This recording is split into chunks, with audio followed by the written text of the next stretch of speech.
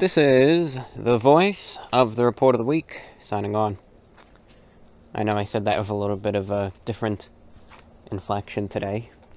I hope that's excusable. Welcome. It's program number 142, I believe, of VORW, the voice of the Report of the Week. And we are now signing on. We are here, present and accounted for another program. Thank you for being in attendance. And thank you for listening.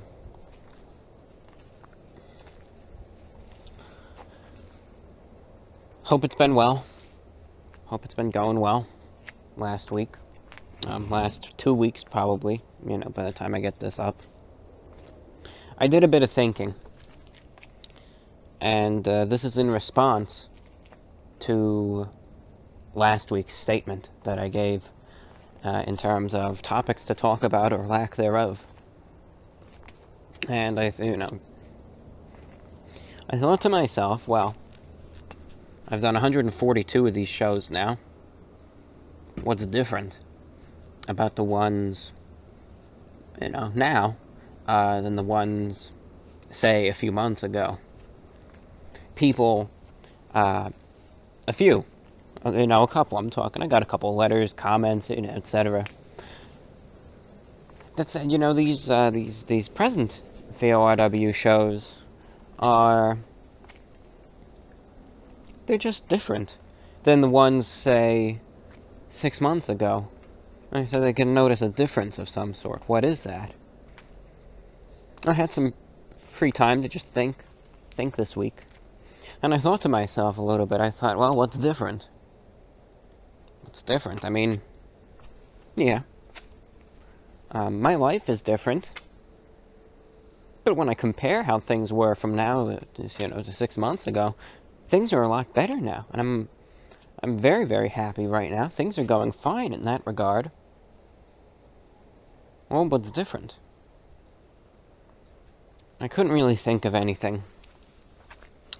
A few days elapsed, I managed the Shortwave program. I did a few reviews for the channel. And then this evening, I guess it's actually night. It's around 2 a.m., but it's a pleasant night. It's not too windy weather-wise, and I thought, oh, well, I'm going to pick the recorder up and start talking. And then it just dawned on me just before I started recording. I figured it out. What's different? And why some people may have noticed that these shows might be a little bit different in terms of how things were. It just hit me right now. I realized it. I figured it out. See, 6 months ago, I was doing the VORW YouTube shows. When I felt like it. I was making 1 to 2 YouTube VORWs per month. Usually it was one per month.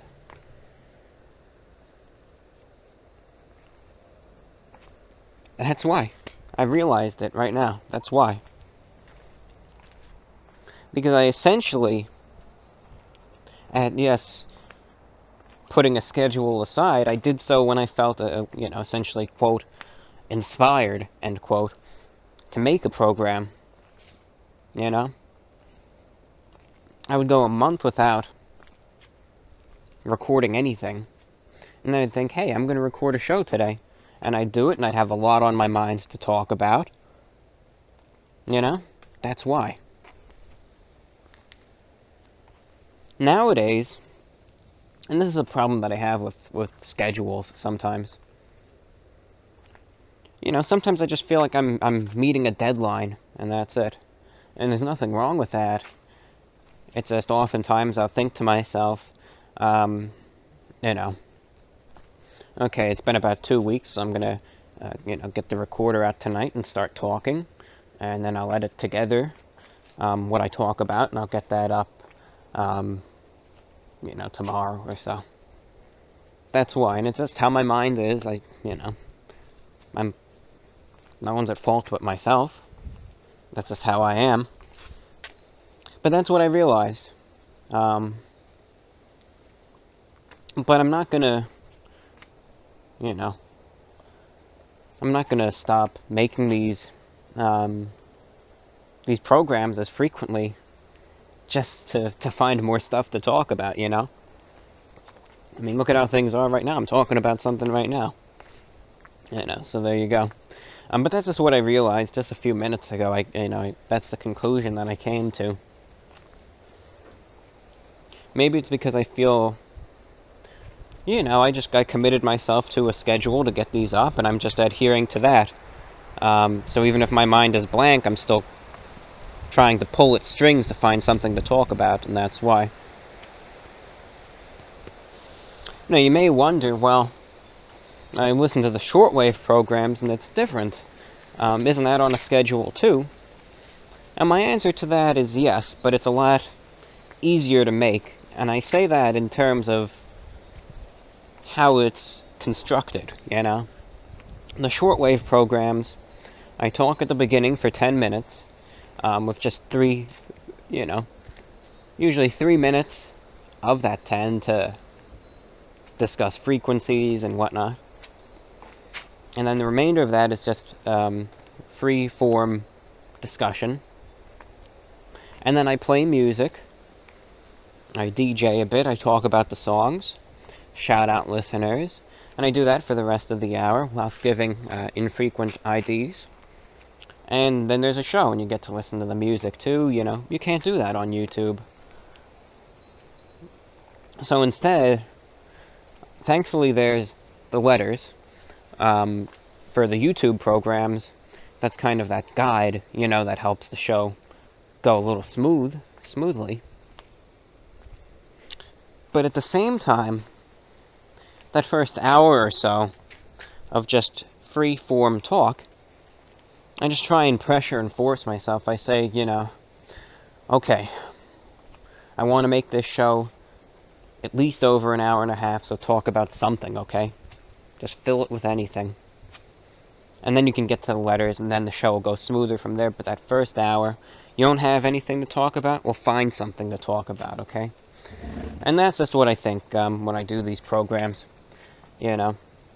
Of course, it'd be easiest, like I have the computer open right now to the letters, and I have all the ones to read in this program checked off, so I can jump right into those right now. But for the sake of things, and for the respect of all viewers who want a longer show, I'm not just going to take that shortcut, you can say, and instead I'll find things to talk about, Radio, of course, I could easily fill the first hour and a half of every program with talk about radio, but, it appeals to, it doesn't appeal to the vast majority. Yes, there are people who listen who would love to hear me talk about radio for longer than what I usually do, but again, I try to respect the majority, whilst also catering to a minority as well. So that left me last week with the question, what are some topics I can talk about? Let me know, if you have any suggestions. And I didn't really get any correspondence about that. There were a few emails, about 2 or 3 that mentioned topics, to discuss. So thank you to those of you who did, come up with a topic or two to talk about. They've been noted, and they've been noted. They've been considered, and I am going to talk about a few of those, topics actually in this program. So no worries there. I'm actually going to go into the YouTube inbox right now to see if I missed any. I don't think I did, but let's see. That's fine. Let me check this one here. Let's see.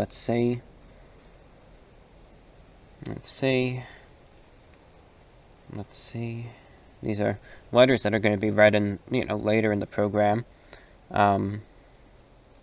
with some good questions that'll lead to some discussion. That's good.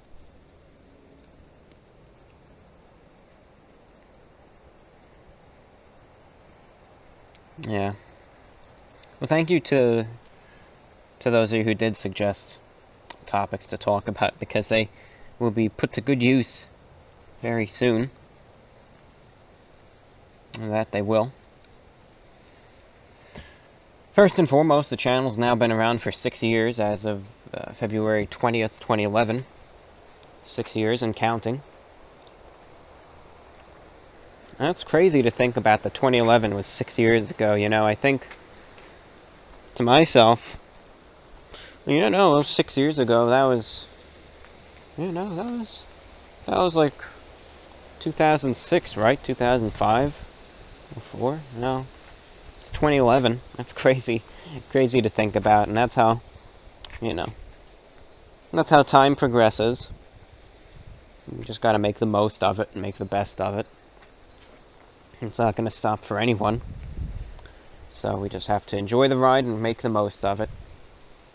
And that we do.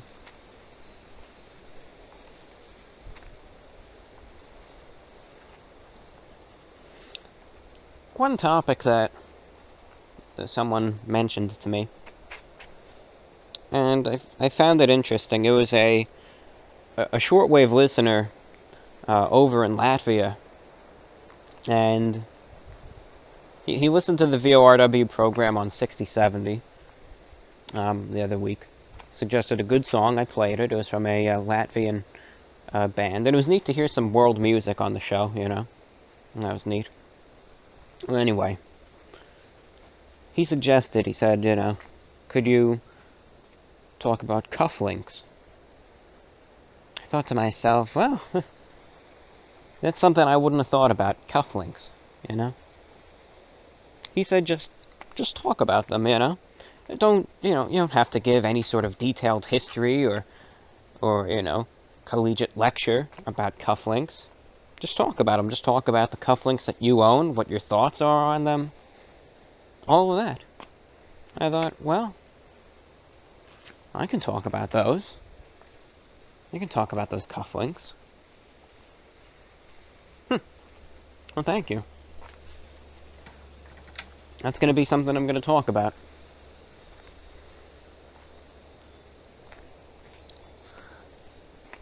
When it comes to cufflinks, excuse me for a moment. You know, when it comes down to cufflinks and everything involved, as I said before, it's just something I never thought I'd talk about, but here we go. Let's talk about cufflinks. I think, honestly, when it comes down to those, I think it's an interesting accessory. And I think cufflinks can sometimes be underrated, yet overrated, almost at the same time. I really do. And sometimes I will look at videos, pictures, etc.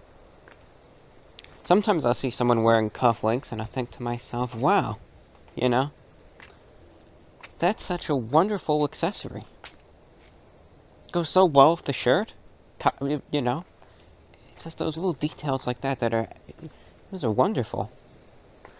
And then other times I'll look, you know, it's usually, no offense, though I do oftentimes despise celebrity culture. Usually it's at one of those silly awards shows where you see some, you know, some musician or actor or a greedy producer coming in with some interesting outfit, and they got these cufflinks on that are bulky, they're diamond studded, you know. It really stands out intentionally because it reflects all the light from the paparazzi's cameras. And I look at that and I think, what an idiotic accessory that is. I think cufflinks can be an interesting thing. I think cufflinks, in my opinion, and this is my opinion, you know, and I always say that because I'm not one of those people that puts their sartorial opinions forward as fact. You know, it's just my opinion, but I always think that cufflinks should be a subtle accessory to the outfit in terms of suits and formal wear. I think it's something that you can wear and should not be immediately noticed, I don't think. You know? Shouldn't really be brought to the attention of someone else. It should be something that if the other person's eye naturally falls upon it, they'll think to themselves, "Oh, that's an interesting accessory. Oh, that's neat." It should have an air of subtlety to it, in my opinion. Shouldn't be too gaudy, showy. Shouldn't stand out too much. It should just be there, you know? It should just be a subtle accessory. That's how I think cufflinks work the best. In my opinion, that's when I like them the most. My first pair of cufflinks that I ever owned were a gift. I got them back in 2009 or so, along with a shirt and a matching tie clip as well. Now, I'll blatantly say it outright. The shirt, cufflinks, and tie clip are from Donald Trump's clothing brand. But I think sometimes we have to keep in mind that all this clothing is before he made his run for president or any of that, you know. Back then it was just a fashion line, that's it. Suits, ties, accessories, etc. Nothing political. You couldn't go buy a Make America Great Again hat or anything back in 2009 or anything like that. It's just, you know, just men's formal wear, that's all. Oh, anyway, it was given to me as a gift back in 2009 when I was a bit younger. And I remember at the time the shirt was, it was a little baggy on me, by my definition, you know. I thought to myself, well, I'm really looking forward to wearing this one day. I'm gonna, you know, hang it up and keep it in the closet, and I'm gonna save it for a while. So I kept it in my closet for around 2 years, this shirt. And come 2011, I began breaking it out. Now at first, because I hadn't really worn cufflinks a lot, I only kept it for very formal occasions, you know. I reserved the shirt, you know, for holidays, you know, family gatherings, presentations, etc. And it was something that would only be worn on these special occasions. That's when the cufflinks would get broken out. And I'd wear them, you know, it was a interesting set. You know, the cufflinks were standard Trump colors, silver and gold, and the matching tie bar was silver and gold as well. And I would pair them, you know, with a, you know, tie that went with it. And I went that way for a while until around late 2012. Back in 2012, I was perhaps a bit more fashion conscious than I am now, you know. Nowadays, when it comes to clothing and what I wear every day, I don't go and look at GQ, you know, or, you know, Mike's Prepwear Daily, you know, or any fashion boards or forums or anything like that, and look for confirmation about certain colors and styles. I got this black tie and I got this red sweater. Oh my god, am I going to be able to wear this? Or am I going to get relentlessly mocked in the street by strangers because I'm not sure how these colors are going to go? You know, or my pants are pleated. Am I going to get fired today? You know. You know, I don't... At this point in time, I don't even consult any of that. I just I slap on what I wear. I know what I like, and that's what I wear, you know. Pants, pleated, creased, oftentimes cuffed. Drapey, wide leg. A dress shirt that's roomy with a standard black leather belt. Socks matching the color of the pants, or the color of the shoes, either or. So usually either black, gray, tan, or blue. A tie that has some width to it, often silk or silk blend. Art Deco pattern, solid or stripes. And then suit jacket, of course, length should go down to, say you put your hands down at your sides, right? Your fingers should naturally curl against the bottom of the suit jacket, so it shouldn't just go down to the waistline, you know. Should go down farther than that, a good deal farther than that. Should have some length to it, the jacket. Lapels should be wide. And, you know, just this is my personal taste. Peaked lapels go with double-breasted suits, which are in the 6x1 style. Notch lapels go with single-breasted suits. Most single-breasted suits are 2-button, again with wide lapels.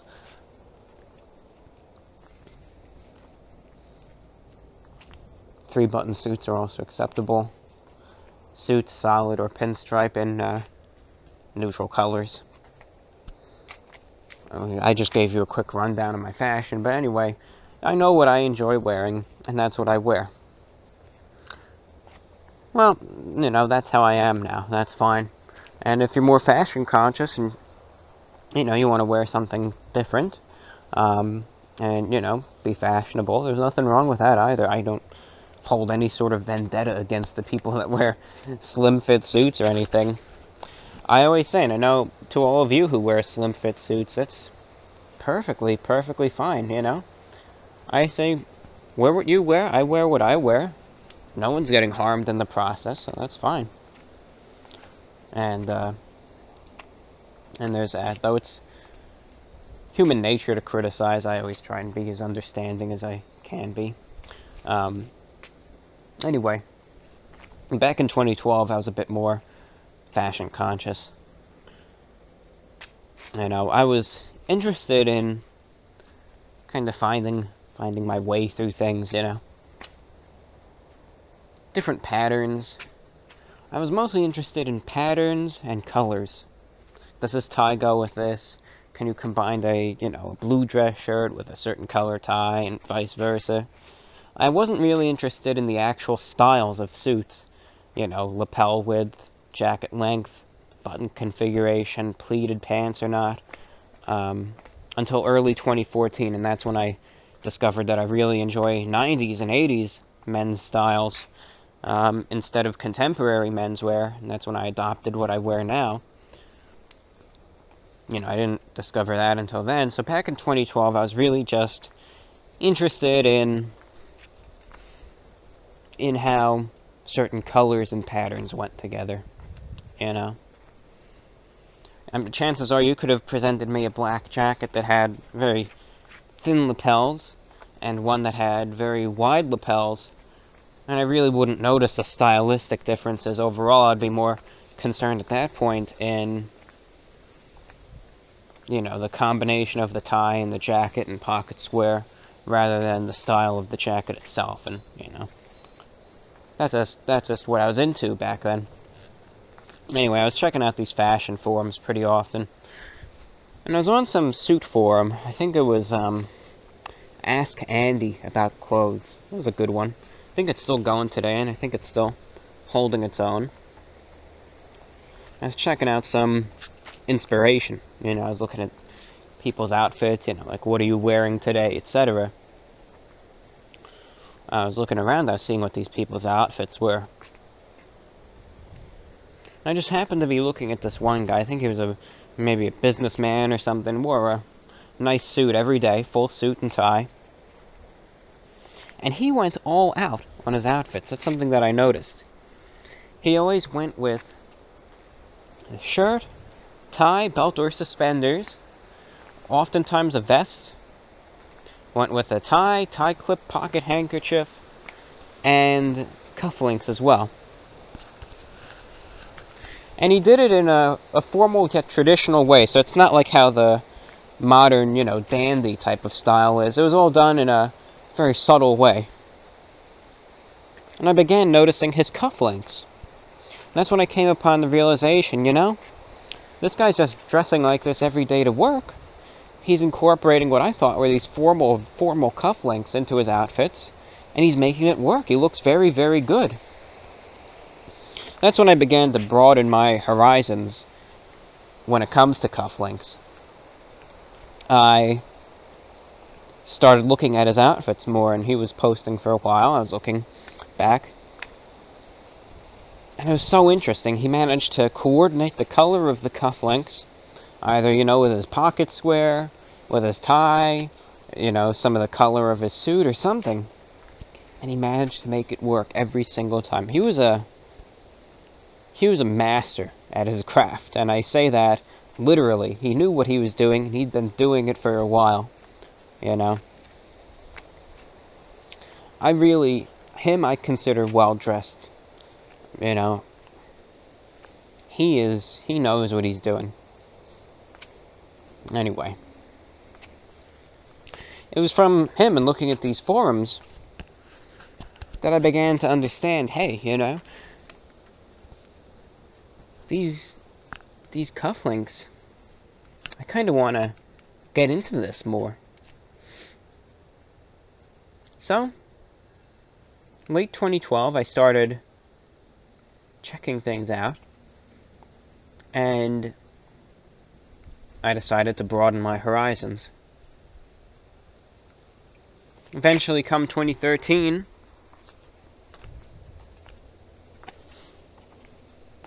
I attained 3 sets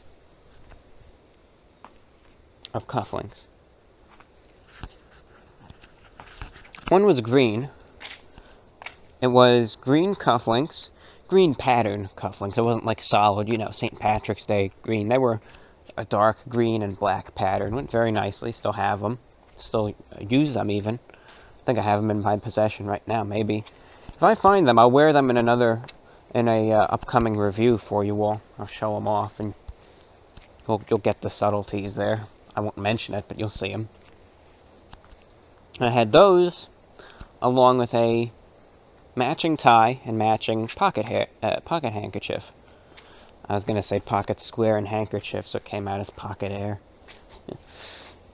I also had a pink and black striped tie, pocket square, and cufflink set, and also a gray and black pocket square, tie, and cufflink set. And I immediately began incorporating those into my outfits. Right away. I began wearing this cufflinks shirt more and more frequently. I was wearing it with usually 3-piece suits at first, but then I began expanding that to just standard suits or shirt and tie. I began incorporating these cufflinks more and more into the outfits. And I got a few additional cufflinks as time progressed. And after a while, I ended up getting conditioned. These cufflinks were no longer just for the special occasions. It was something now that I could wear every day with everyday outfits. And my collection of cufflinks has grown. And nowadays, I wear more often than not. And I still have probably 10 sets of cufflinks or so. But there's one pair that's very special to me. It means a lot to me. They're the ones that I wear most often. Almost every time I wear cufflinks now, I preferentially wear this set. Not only because they're beautifully designed, but I you know, I just enjoy them greatly. I like how they look, and I like everything that's associated to them. Now,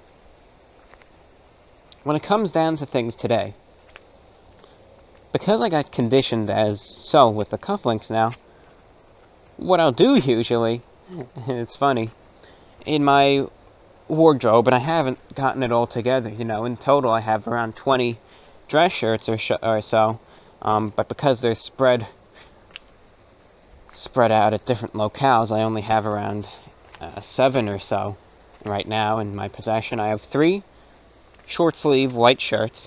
I know people really hate on them, but I love those things. I make very good use of them in Florida. I have 3 short sleeve white shirts. I have 4 long sleeve white shirts. I have 2 wing collar shirts and 1 imperial collar dress shirt. That's the one you ever see in the real old pictures. The guy, he's wearing like a collar that's standing upward, usually with a bow tie or a necktie in the early 1900s. I have one of those shirts too. And then I have a dark gray shirt and a light gray shirt. There's more than 7, more like probably 10 or maybe a dozen.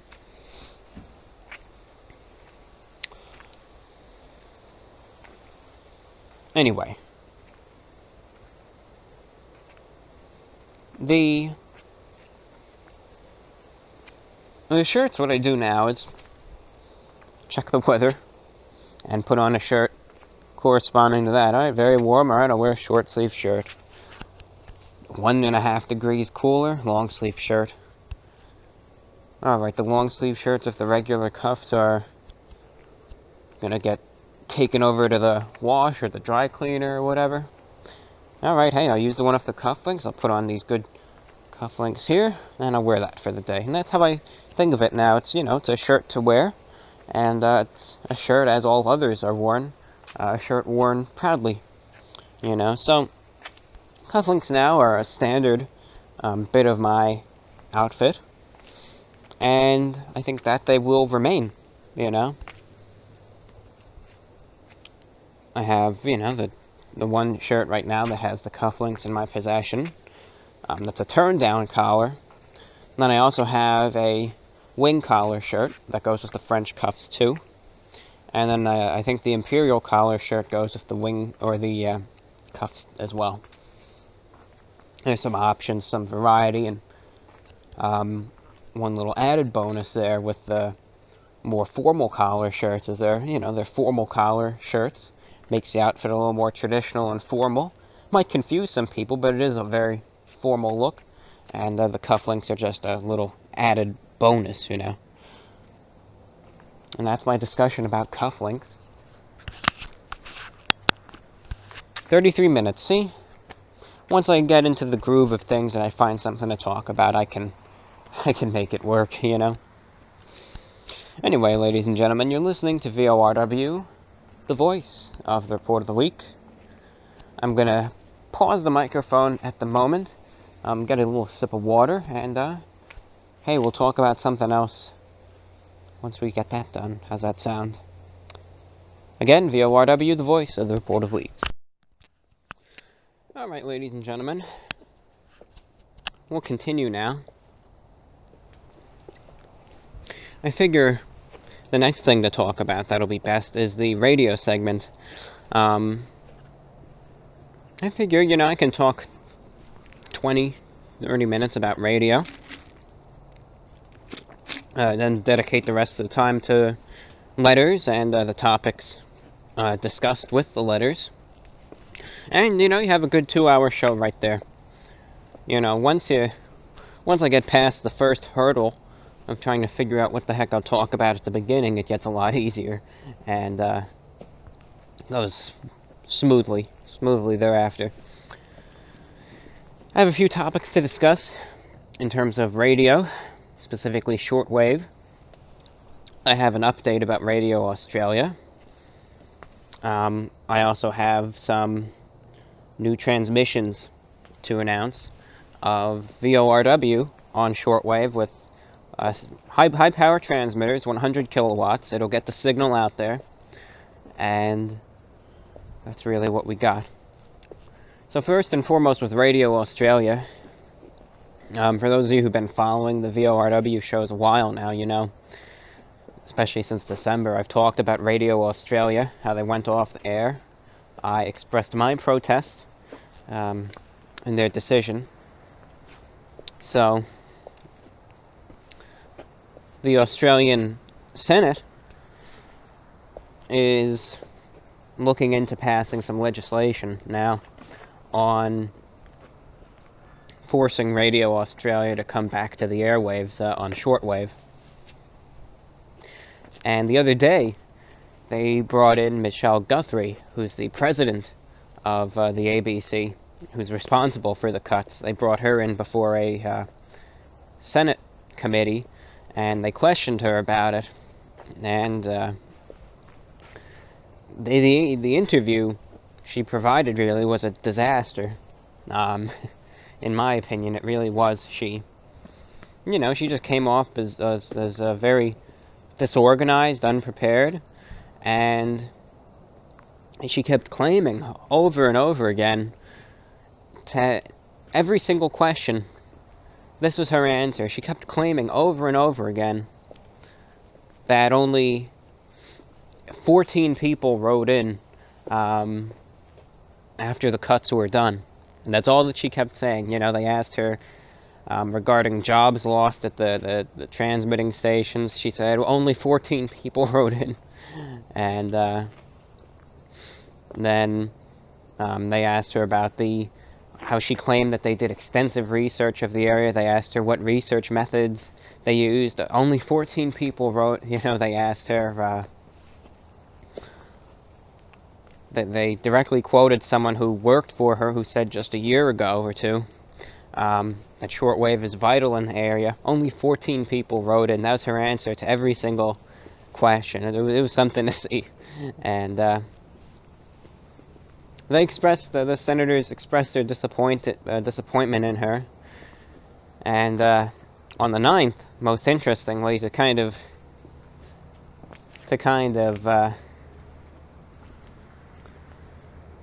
even prove their case that shortwave is still important even further,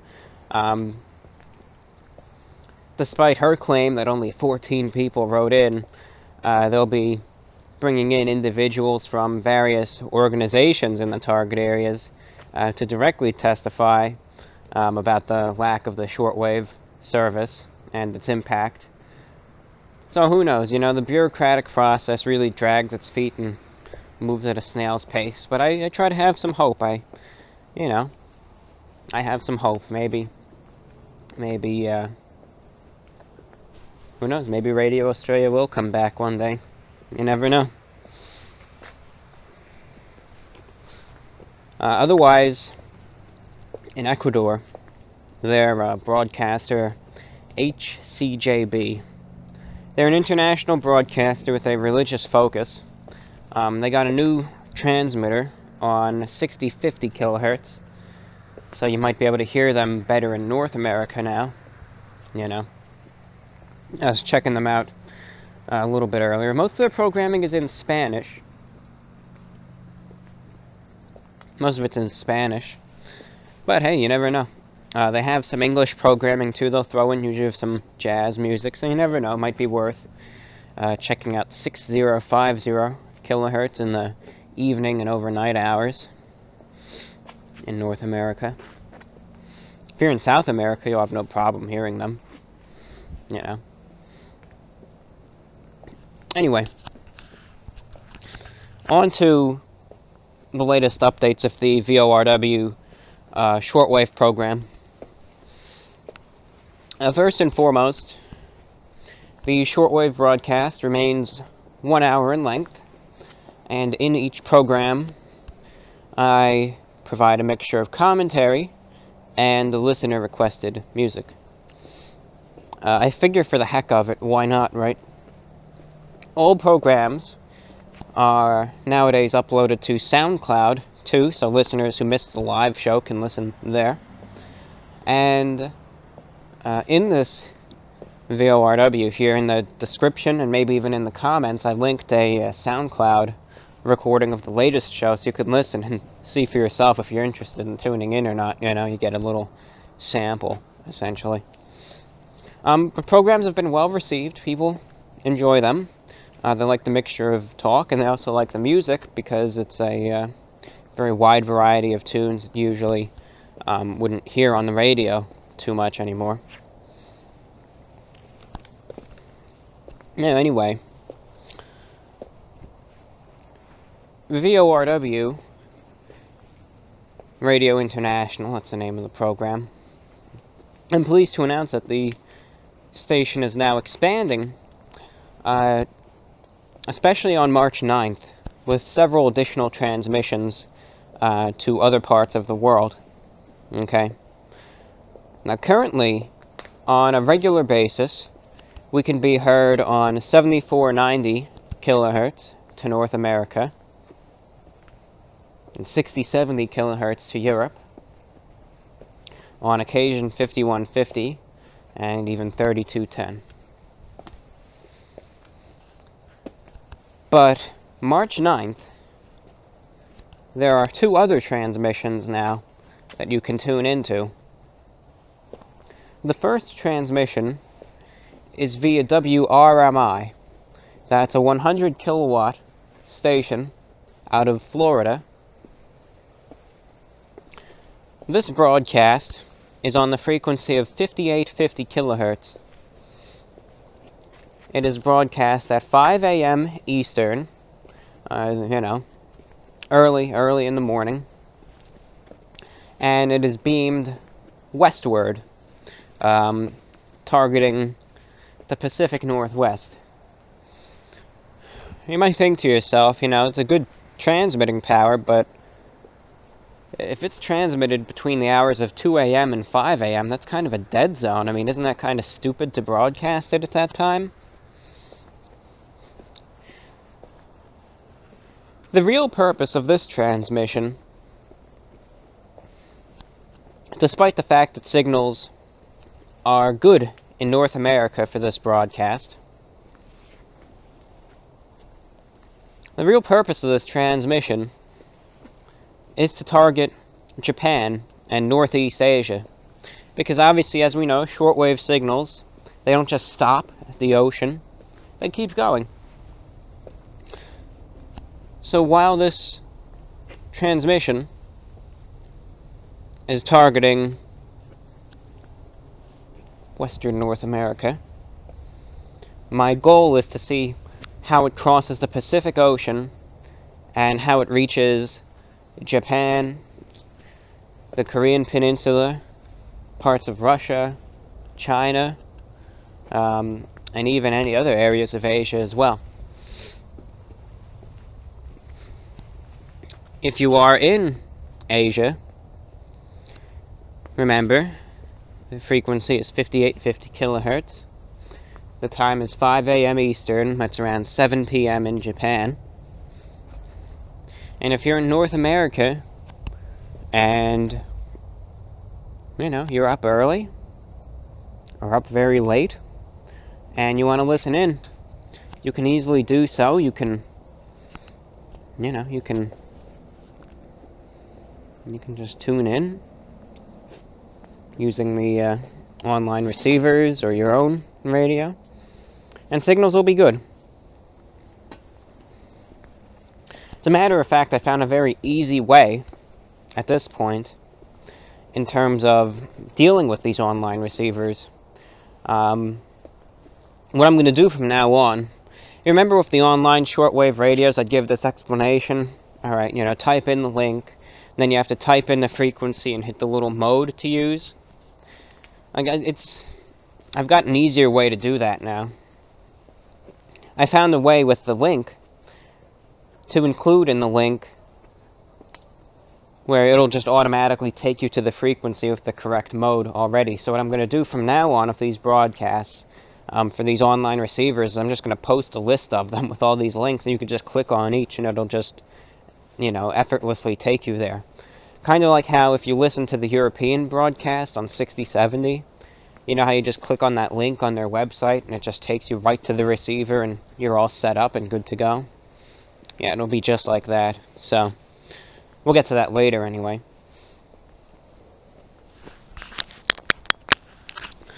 The second transmitter, or the second special transmission, this is going to be the one that's the most fun, in my opinion. It's via an organization called the Shortwave Service. They're a good group, very professional. They're a serious business. They do a good job.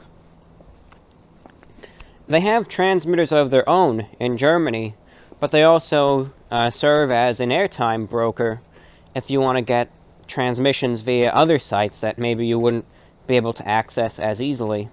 And that's where their services come in hand to me. Because sometimes I enjoy reaching, the shortwave audiences that you can't easily access, What I'm saying is, you could easily buy airtime on a station in the US and easily target a US audience on shortwave. You can easily buy airtime on a station in Europe and target a European audience. But targeting audiences in the Middle East, Asia, Australia, Africa, that's a bit harder. You don't find too many stations out there that sell airtime to just regular clients. It's usually just the BBC, the Voice of America, China Radio International, etc. that broadcast to these regions, and not too many independent stations. So that's why I enjoy using this shortwave service in order to get airtime on some stations that reach these areas. For instance, back in June, I had a transmission to South Asia. And then in August, I also had a transmission to South Asia. And now I'm pleased to announce, this Thursday, March 9th, I will be hosting an additional transmission, this time targeting East Asia. I will be utilizing a 100 kilowatt shortwave transmitter out of Uzbekistan in Central Asia. The program will again be 1 hour in length. It'll be a standard VORW radio program with talk and music.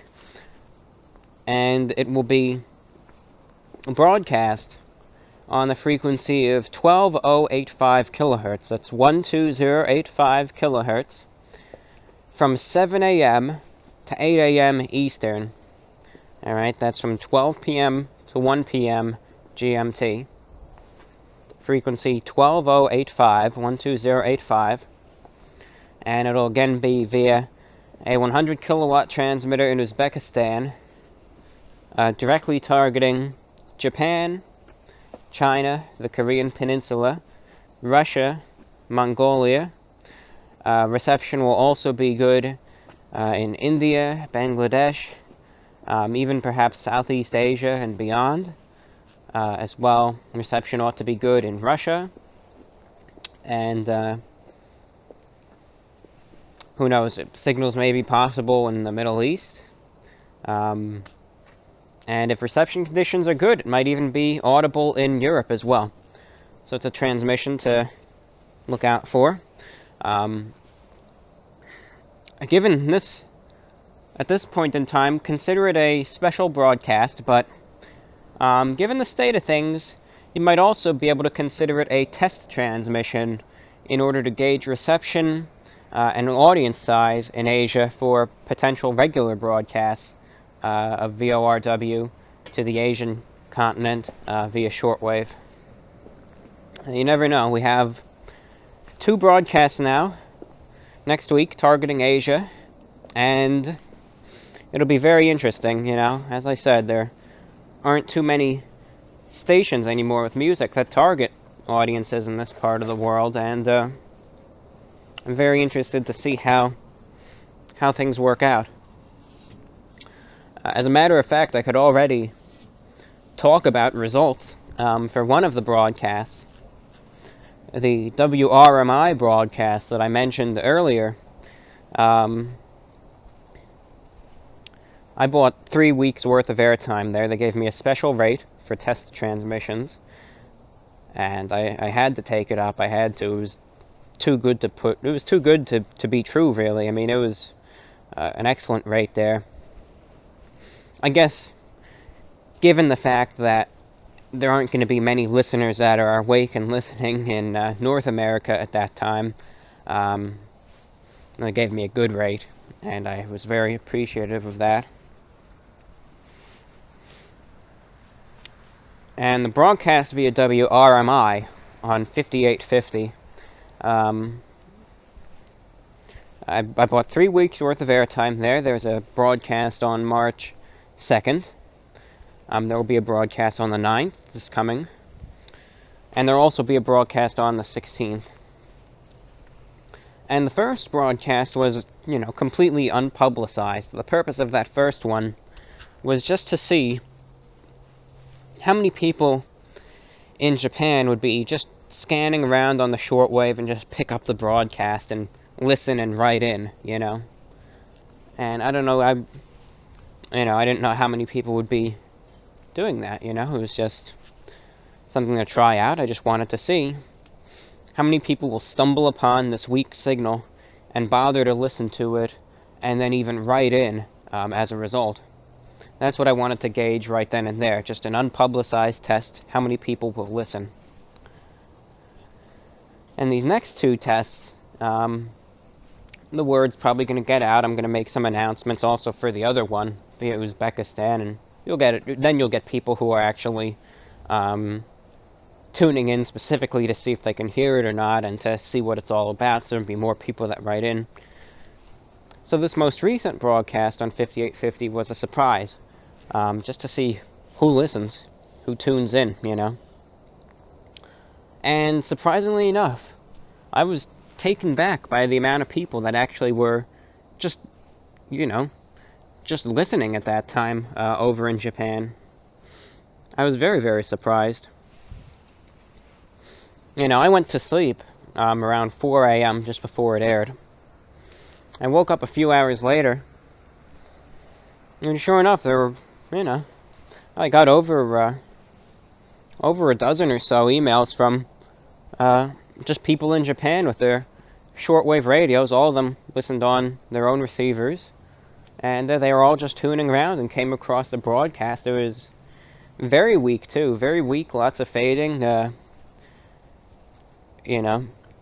interference from a local radar, so reception conditions weren't really good by any means. It's something that I think even I would be inclined to just skip over, but sure enough, it got around a dozen emails from people in Japan that were just tuned in and listening. A lot of them listened for the full hour. Some of them were able to identify a few of the songs that I played. They were able to comment on the program. They were able to ID it as, VORW, and they got the email address, and that surprised me. It really did. I didn't think there'd be that many people just scanning around just to be able to pick up the broadcast like that. So that was good, and there was also a listener or 2 in North America that wrote in as well. So that was nice to see. So overall, already, this first test transmission at a real distance to Japan was a success, in that I was able to understand that there is a good amount of listeners over there just tuning around. So it'll be very interesting to see who listens to this test transmission that's much closer via Uzbekistan. It'll be very interesting to see who tunes in. It'll be publicized, people will know about it, and we'll see how that one's received. And it'll just be neat overall. As a matter of fact, for the 5850 broadcast, someone even sent a little recording. Actually, I got a few recordings of the broadcast, and you'll see just how weak the signal was. It's not really for broadcasting practically on this frequency to Japan. It's really just to gauge, you know, listenership and how many people just stumble upon this week's signal, as I've said. But this one was interesting. Someone even recorded the broadcast and sent it to me as a YouTube video. And, I mean, you can see, there's my voice, you know, it's weak. And you can hear the interference from the radar there. So you'll see how just weak it still was, but people just found it, and they still listened, and it's very appreciative of that. You know, here's a short excerpt.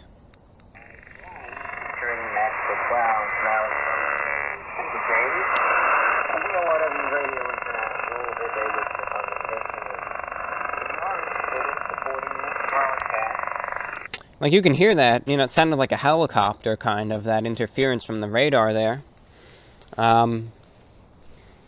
You know, it's something that I think a lot of people would just pass up, but people, they still listen, so I was very appreciative of that, as I said, and I responded to all their emails and got back to them, and thanked them for listening, and well, you know, I asked, I said, could you, if you have the time next week, please give 12085 a try at 7 a.m. Eastern, you know, that's I gave the local time conversion, UTC time, etc. And hey, we'll hope for the best. We'll see. You know, we will see.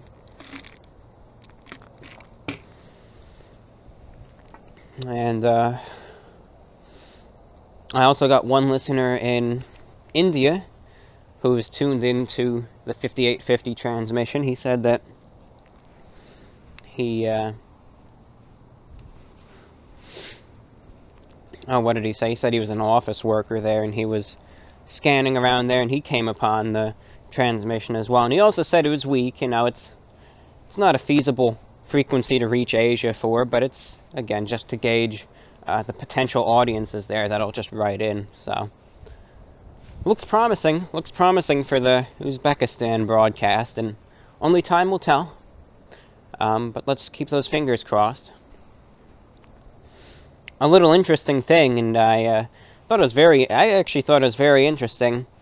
The frequency that I'll be using to broadcast to Japan via Uzbekistan next week is actually a former Radio Australia frequency. You know, they were the last ones using this frequency, so now it's completely clear. And now my broadcast is going to be there where Radio Australia once was, targeting the same exact area. So I thought that was a very interesting coincidence. I don't know if they chose that frequency specifically for that reason, or what, but I just thought that was very interesting, and I thought it was neat.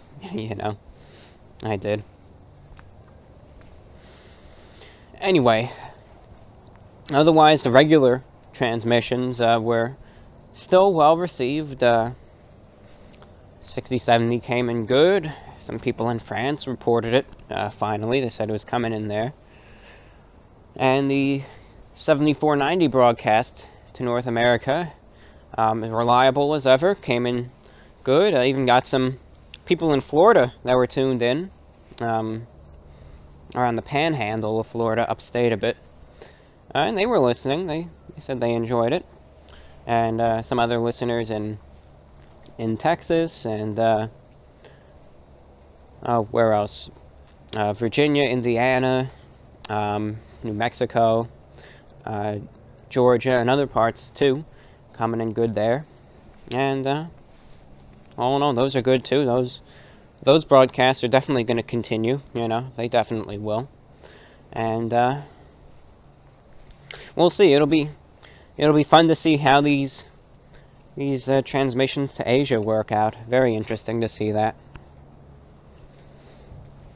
One day, I think, it'll be interesting to have a transmission to Africa. And I know that the internet, it's getting around there, but I figure in the places where shortwave listenership is still high, the internet is either extremely unreliable, censored by the government, or just not there at all. So I don't know how many people would write in. You know, I figure, I don't know. Maybe I should wait till I get a P.O. box before I transmit there in order to get the most effective listener correspondence from the region, but who knows? Hey, you don't know till you try. Who knows? That's just an idea. But right now, Asia seems like a good target for broadcasting as well, because it seems like shortwave listenership in some areas is still pretty high, and there seems to be some fairly reliable internet in the region as well for effective correspondence. So hey, you never know. Alright, anyway, now when it comes down to listening to the broadcast, how you can listen, here's how it's done. And I think I'm also gonna produce an updated how to listen to VORW video as well, since I found a much more simplified means of listening. Okay, now in order to listen to the VORW broadcasts on shortwave, and if you've been listening for a while, you know the whole drill, where I talk about the times, I talk about the frequencies, I talk about how you can listen. You look at these links, you type in these links, you look at the page, you go to this box, you type in the frequency, and you select the mode to listen.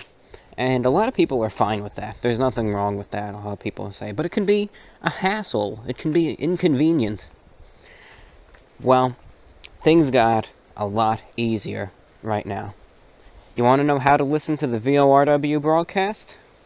Go to this link right here, pastebin.com/3CPSC7WH.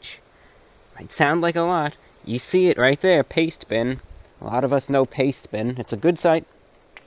Some people might have bad taste in their mouth about Pastebin. Some people might say, isn't that where the hackers leave their information? Well, Pastebin is a tool for public use, and it'll be used for good and for bad as well. Look at cars, Cars, for the most part, get people from point A to point B in a safe and timely manner. They're able to get people to the hospital, but some people also use cars for bad. They'll intentionally run people over with cars. It doesn't mean that cars are evil things and, should be abolished or anything. It's a public resource. It's a resource that could be available to the majority of people, and most will use it correctly, some will abuse it, and that goes for anything, really.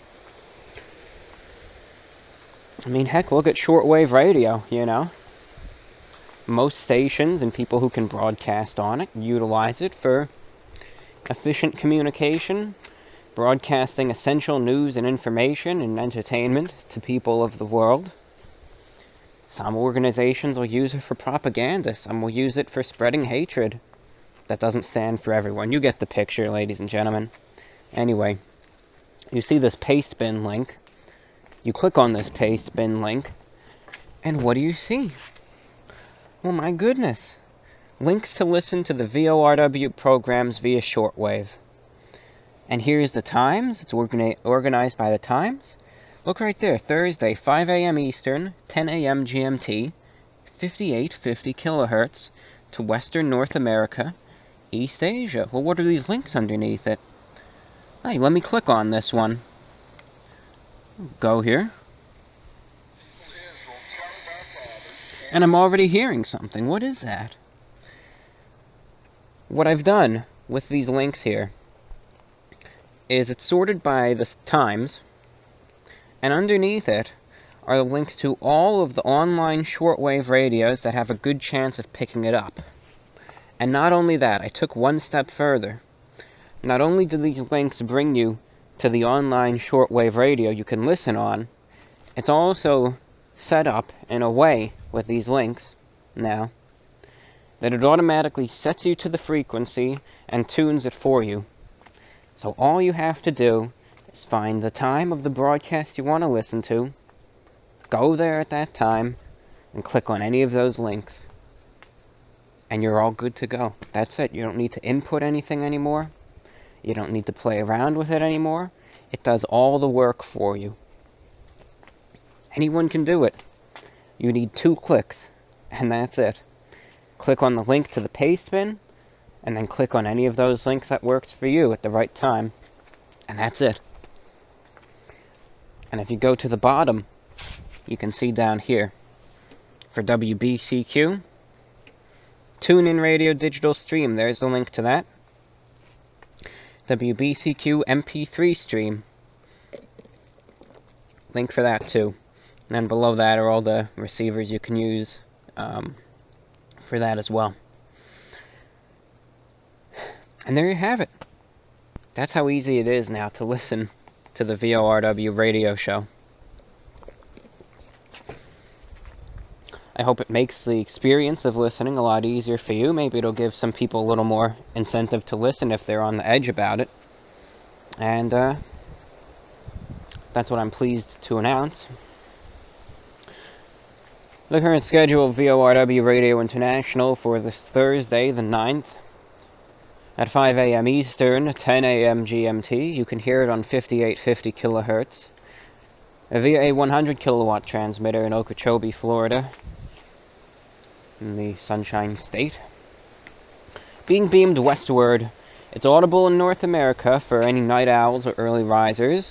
The target of this broadcast, though, lieth beyond North America, of course, in East Asia. Afterwards, at 7 a.m. Eastern, that's 12 p.m.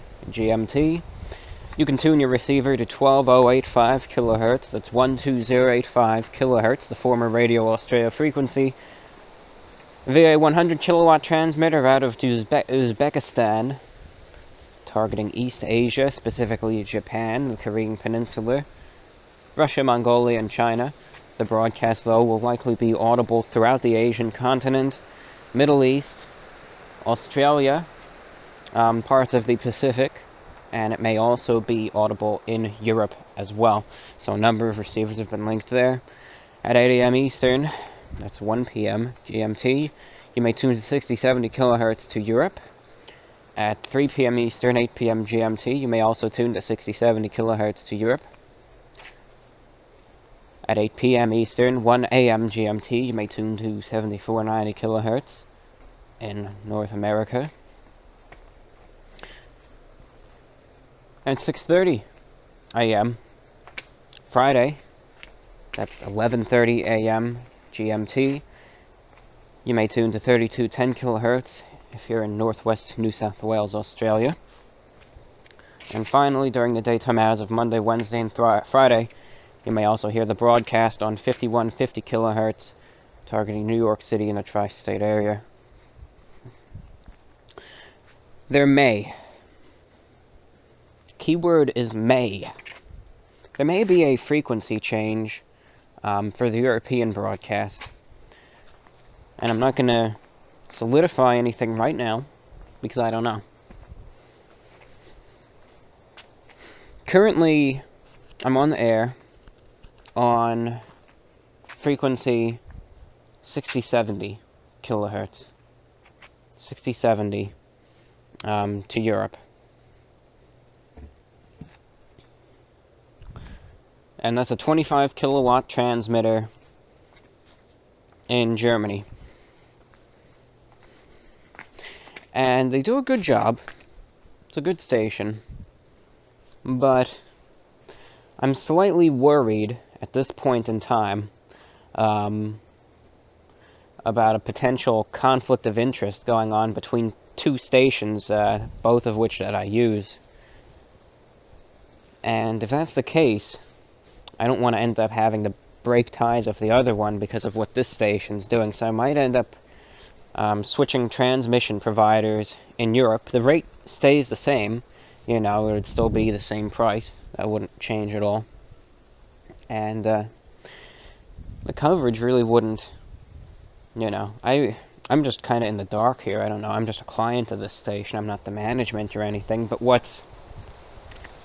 here's what's been going on, and maybe I can get some of your feedback too, because you're the listeners of this program. You deserve a say in this matter, right?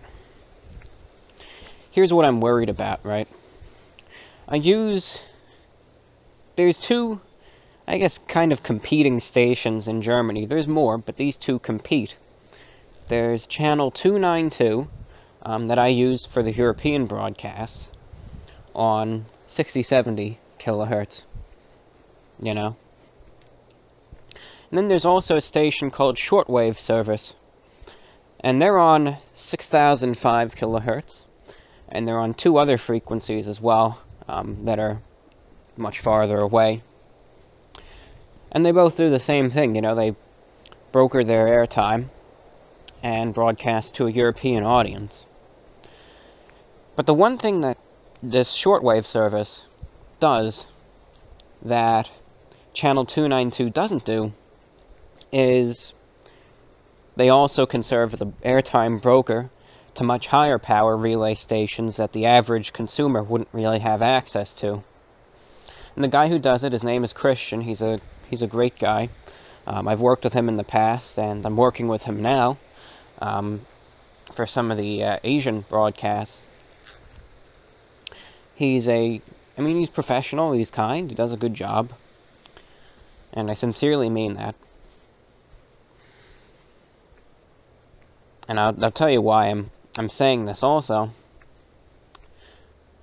So now that you know about these two stations, a couple months ago, the station, channel 292 on 6070, posted an announcement on their website saying that our transmissions may be jammed by the transmitters at shortwave service. And I was kind of puzzled a little bit because I didn't, you know, again, I knew this guy that managed the operation at the shortwave service, and he didn't seem like the kind to do anything like that. I mean, they have a good business already. They have very good clients. They even have international broadcasters and government-run broadcasters, too, like the Voice of Mongolia, Radio Canada International, Radio Slovakia International, you know, government-funded broadcasters that are given a budget of millions that use his station, as well as some pretty big music stations on shortwave, like Radio Mi Amigo, and other clients as well. Also brokering this airtime on these, you know, 100, 200 kilowatt relay stations. So why would he have any sort of reason to jam an opposing station when he's already doing good business? You know? So I was a little bit confused by these claims that their station is being jammed, let alone jammed by this competing shortwave service organization. And I stayed tuned, and I was wondering if I could hear any jamming. Never did. I never did. And now, the Channel 292 organization posted on their website saying that they're now having some legal issues with the shortwave service organization, and if that's over the false claims that they were being jammed by them, well, I don't blame them. Or if it's a lawsuit over actual jamming, I don't know, but those are the only details that I have. They didn't mention what it's about. So anyway, the reason why I'm worried is just because if this Channel 292 is in the wrong, you know, and they're the ones that are instigators and starting things with no justification to do so, I really don't want to continue to be on their side and perhaps lose any sort of good relations with the shortwave service. That would be a big player in helping get broadcasts going to Asia and even Africa, you know, the Middle East, Europe, etc. So I just don't know what I should do there. If I should just ignore it right now, keep buying the airtime on the Channel 292 to Europe, and continue using the shortwave service for transmissions to other parts of the world, like Asia, for instance. Or if I should go ahead and just drop all the transmissions from the channel 292 on 6070, go with shortwave service, ask them if there's any airtime on their European transmitter, and switch relays to them, since it's the same rate, and use them for both the European broadcasts as well as the Asian transmissions. I don't know. I really don't know. I don't know enough details, and quite frankly, I have no business, sticking my nose into that and trying to figure out what's going on. So really, I need to make a judgment here. The one thing that's stopping me from pulling any sort of funding right away from the channel 292 is just I don't know the nature of the, I don't know the nature of what's going on. I don't know, what's your feedback? What's your opinion? Especially to those of you who listen to the European broadcast. I want to know. I want to get a few other opinions here before I go ahead and act on something that may have some consequences to it. What should I do? Given the issues that might be going on between these two stations, should I just ignore it and just keep doing what I'm doing? Or should I just stop using the channel 292 service and switch over to the shortwave service for relays to Europe? I don't know. As I said, I don't know. There's not going to be any price difference or anything, but for the future, I know it'd be nice to have good relations with both of these stations, but if that's, I don't know. So I ask for your opinion, please. If you have any feedback, leave me a comment, send me a message on YouTube, email to repweekinterview1@gmail.com. It'd be great to know, even if you don't listen to the VORW broadcast, even if you don't have a care in the world about shortwave radio, look at it from a legal or a business standpoint. What is your view? So let me know. Anyway, I'm done talking about shortwave for today, so let's read some letters. How does that sound? Sounds good. Okay. Well, let's read letters then. Letter segment begins now. That little noise was me. That was the real cheap version of the time pips that I'll sometimes use. Okay. Ladies and gentlemen, this is the fan mail segment of VORW, the voice of the Report of the Week. If you're interested in writing into this program, do keep in mind that letters are not guaranteed to be read. I say this time and time again, but sometimes I guess I don't say it enough because some people get quite angry at me when I don't read their letter. I've been doing this for months now, and I will continue. Reading letters is voluntary, and writing in letters is voluntary, as a matter of fact.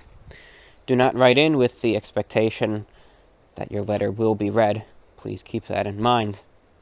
I oftentimes limit myself to an established quota of 20 letters per program in order to consolidate the timing of the broadcast to upload in an efficient manner.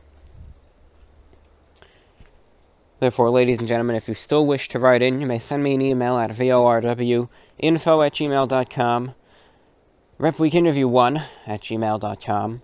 You may YouTube message me as well, utilizing the YouTube inbox service. Okay, well, there we go. Well, oftentimes things go good enough that I get to read every letter, but if your letter doesn't get read, I have nothing against you. You know now that there's a quota, and if your letter doesn't get read, it doesn't get read. That's how it is. That's how it's been for quite a long time now, for more months than I would think. Been that way since October or so. Anyway, number 1. Let's make sure this is still recording,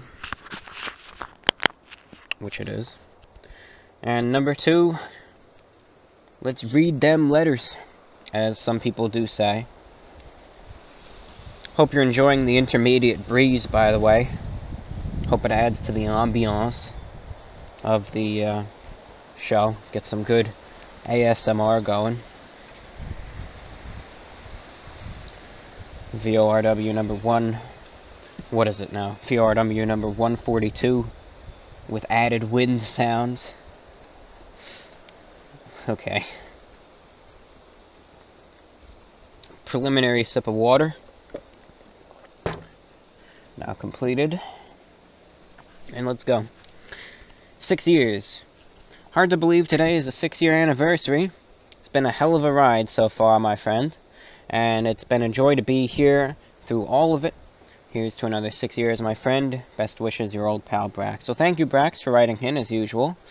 And, you know, you've been there. One of the last people, really, from the real early days of the channel. You know, it's good to see you here still. He's been here for a very long time, and I appreciate him for sticking around. So thank you. Thank you.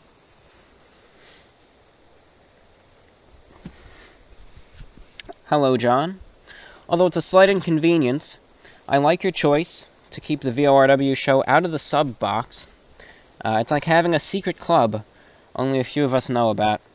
And if it's good for the channel, then that's even better. You asked for a subject to talk about, and I know you like to keep private, but I'm always open to hearing more about you. Life plans, experiences, anything like that. No questions today, just fulfilling my duty of writing in for each show and hoping this channel lives on for a very long time. Well, thank you very much, and thank you for writing. I think that is a topic that I could talk about. You know, it's my show, and I could choose, you know, what I want to talk about. But I think that's something I could definitely add to future shows. You know, I think something like that will be something best for future shows, you know, than to pry something up right now. But I think that's a good idea. I can talk about some personal stories I wish to tell, if they pertain to something, or even if they don't, you know. So thank you. Thank you for that suggestion. It's been noted, and it's appreciated.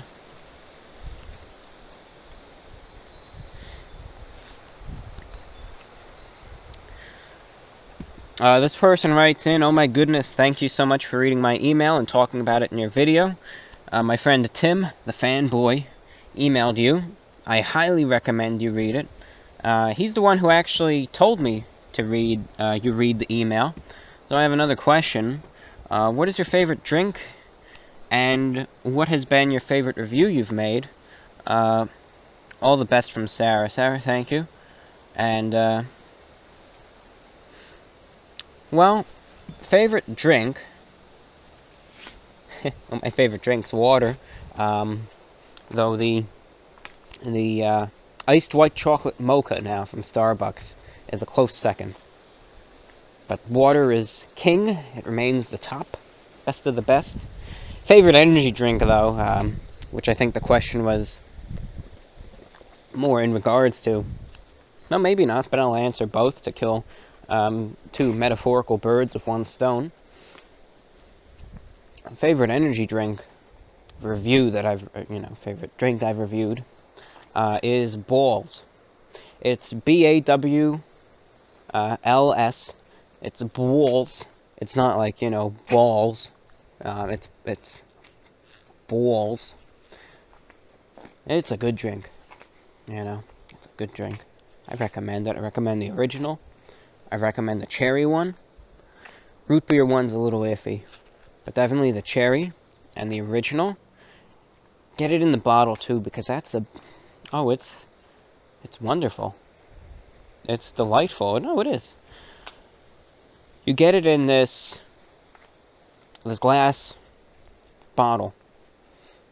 And that's just, I think, part of the fun about it, an energy drink in this nice glass bottle. You need a little bottle opener to get it open, and I think it's just fun, it's classy, and it tastes very good too.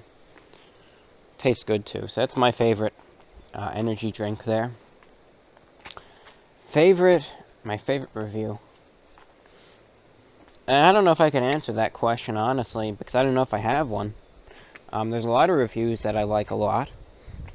I like the review of the hot dog crust from Pizza Hut. I like that one a lot. There's a lot that I like. I've got 600 videos to choose from, and I don't know if I can pick a favorite, but there's a lot that I like. And there's some that I don't like. So thank you for your letter, and we'll see if we hear from Tim. We'll see if we hear from Tim. Maybe it was sent on YouTube or what. We'll see. Greetings, Report of the Week. I normally write you in the YouTube message box, but I wanted to email you today in response to some of your questions regarding living in Japan, the last two VORWs. I actually am living currently in Istanbul, Turkey, and will continue to do so for several months. I've studied Turkish for several years, and just knowing that makes it much easier, or just knowing that much is enough to get by. I am by no means perfect speaking, but I can speak better than the average foreigner. I would say that it would be hard to live like a local without knowing Turkish, but if you should be inclined to visit one day, and I highly recommend it, you should be able to visit the tourist areas without much difficulty, only knowing English.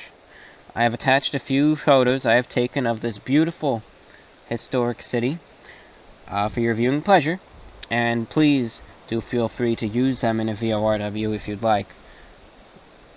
Best wishes from Stefan. Well, thank you. Thank you very much. The pictures are appreciated and have been included in this one. So thank you there. Nice pictures. I like them, though. Yeah, now I know. I don't know how Turkey's been doing lately. The media here kind of portrays one view of Turkey, but really the only way to really know is to find out from someone who actually lives there. The media here nowadays, oftentimes after that coup, is very split, though, after the failed coup, I should say. They're very split about it, and half the media says that Turkey's now, a dictatorship, and half of it says otherwise, and sometimes it's tough to know who's actually saying the right thing or what. But no matter what, one thing that transcends political boundaries is just the beauty of nature and architecture, and thank you very much for those pictures. They're very, very much appreciated, and they've been featured in this program, so thank you.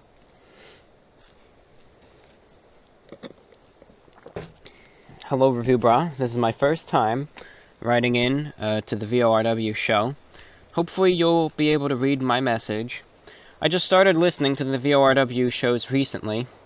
I like listening to them while I play Minecraft or while I do some homework.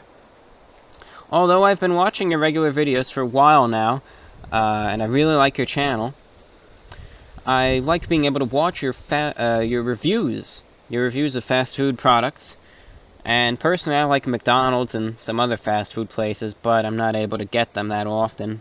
Only every once in a while, as my mom doesn't let me eat too much fast food. I also like that you're always well dressed.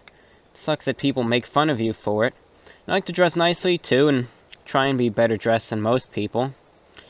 I wish I could have my own YouTube channel, and it would be awesome to have a channel like yours just doing reviews or other random videos, maybe video game related stuff. But unfortunately I'm not allowed to.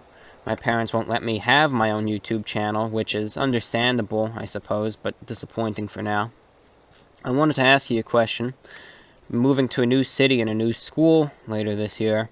I'm rather uncertain and a bit worried about it. I only have a few friends at my current school, and I'm worried it'll be hard to make new friends. Also, I don't think everyone likes me at school, and although I've not had anyone be a bully to me, some people just aren't very nice to me. Can you give me any advice? Thank you. Well, thank you. YouTube is a two-way street. If you ever do get a YouTube channel going, just be ready.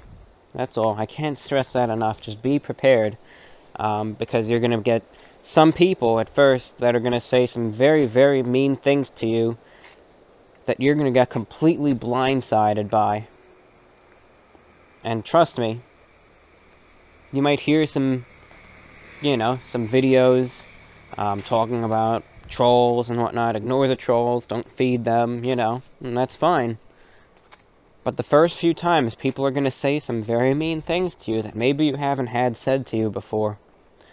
And it's going to bother you, like it or not. And naturally, we'll overcome, as I did. But just be prepared. That's all.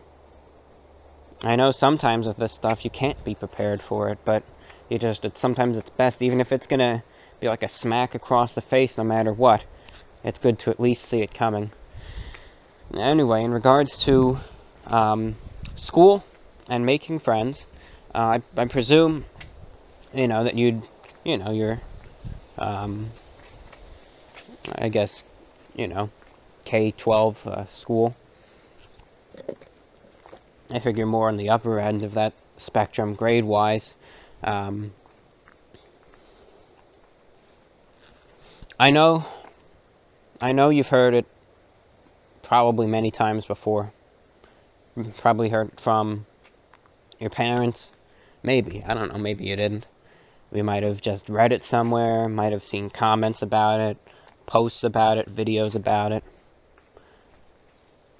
Where people say, in terms of high school and middle school and all that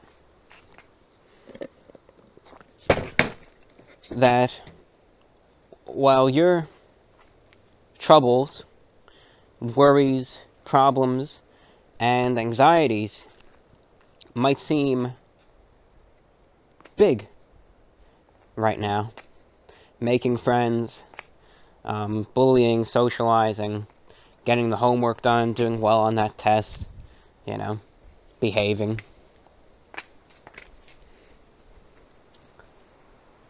Compared to what's gonna come after high school, those problems are nothing, when sometimes you have to worry, you have to deal with, especially this time of year, paying taxes, just having to deal with other things, oftentimes, as an adult, the authority figures now you have to look up to are, your boss, or the police, or the government, and should you go, against that, instead of just getting a verbal reprimanding, sometimes you might get, some much harsher consequences, which will actually go on a real-life permanent record. What the heck was that? Can't tell if that's the wind. No, that's just the wind, I think. No, that was a fast car. There it goes. Tires screeching. Anyway, what I'm trying to say is that a lot of the issues that you might have now are really non-issues. They aren't. They're not issues. I know that might not sound like a nice thing to say, but it's true. And this is coming from someone that, went through high school and all of that. Making friends and all of that.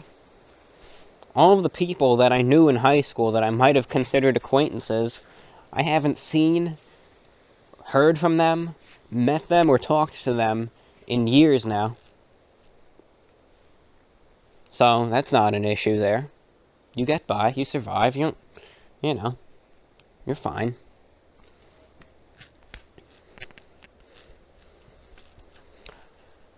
studying for that test that was years and years ago, it didn't matter one single bit. You know? Missing homework that Monday meant absolutely nothing. Oh my god, you know, I'm thinking about wearing a suit tomorrow. What's everyone gonna think? Am I scarred for life because I wore a suit now? No. As a matter of fact, no one really cared. And the best way to say it is just to understand a lot of these worries that you have, a lot of these, you know, trials that you may face, compared to what's ahead, they're nothing. They're nothing. And I know until you really see what's on the other side, in a couple years, it'll be hard to really get that full impact of what I'm saying. But really, I mean, put your legs up, sit back, relax, you know, do your homework, study, but it's not everything. Just enjoy it while it's there. It's essentially a free ride right now. I know it's not easy to say. When it comes to making friends, I myself wasn't a good person to ask about that. Usually I never talked to anyone. It was people who talked to me, and initiated the conversation first, and then I considered them acquaintances. But just enjoy it. Enjoy it while it's there. I know it's no right answer to give you, but I mean it in all sincerity. Just enjoy it while it's there. Enjoy your time, you know. Make the most of it. Make the most of it. Our next letter. Hey, Mr. Review Bra. You asked for specifics in response to my idea of store-bought food reviews. What I meant was for frozen meals. Maybe different brands of hamburgers or anything of the sorts. The more I think of this idea, the less appealing, but I hope you take that in mind. Here I put some edits, if you want to use them. One is more silly than the other. It's an edit of the Jaws movie cover, and the other is just an edit of your Heart pizza review. And if you think it is, the Jaws one isn't poking fun at you. I was simply having fun making it. Thank you for the videos. Well, thank you. I like it, actually. I like the Jaws one, especially how you captioned it there. It is what it is. And wow, that's neat.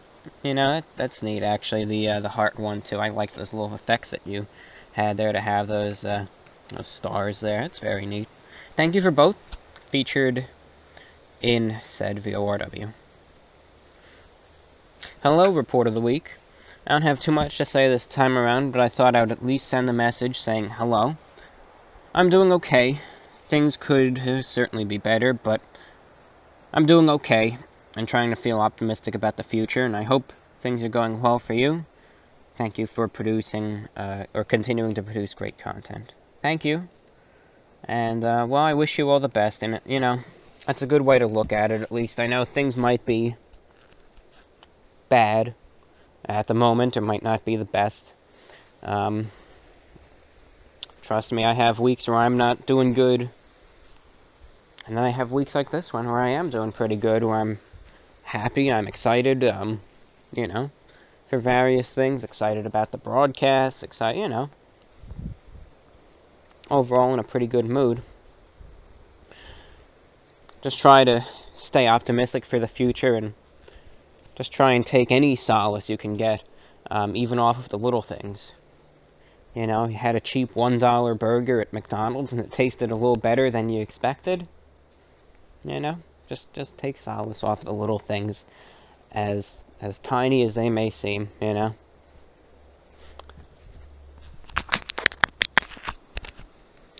Our next letter.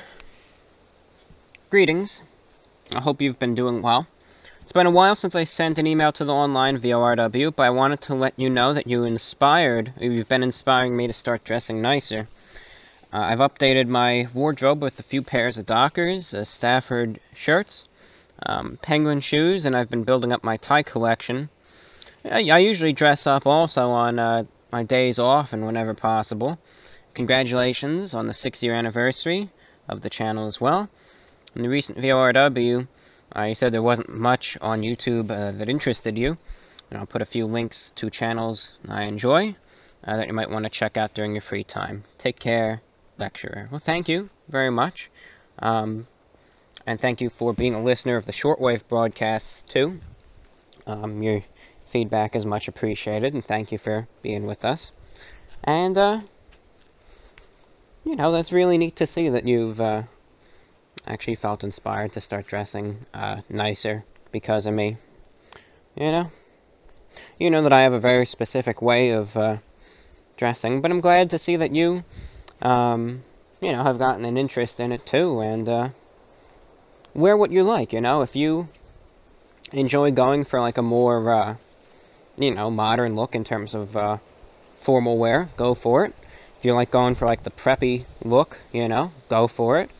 Or if you want to go for the more old-school traditional look, kind of like what I do, go for it too. I'll tell you right now that people are a lot less likely to judge you than you think, unless you're wearing something completely outrageous. Like if you go out wearing a top hat, and I love the way top hats look. I think they're very, very elegant and formal, but it'll draw attention to you, and people will be inclined to look and make comments, perhaps kind and unkind.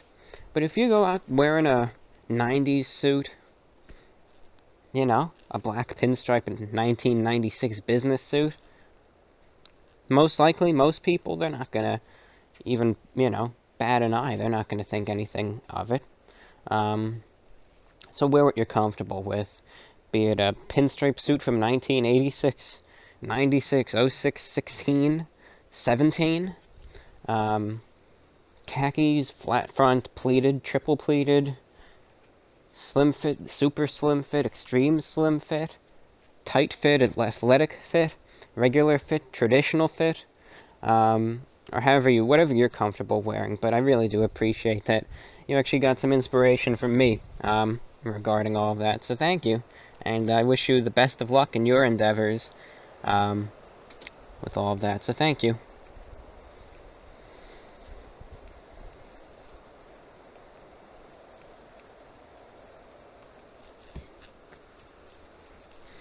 Hey, Review Bruh, you interested in old antique radios at all?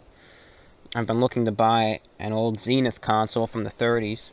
Seems like a hobby that you would be interested in. Hope all is well, from Tim.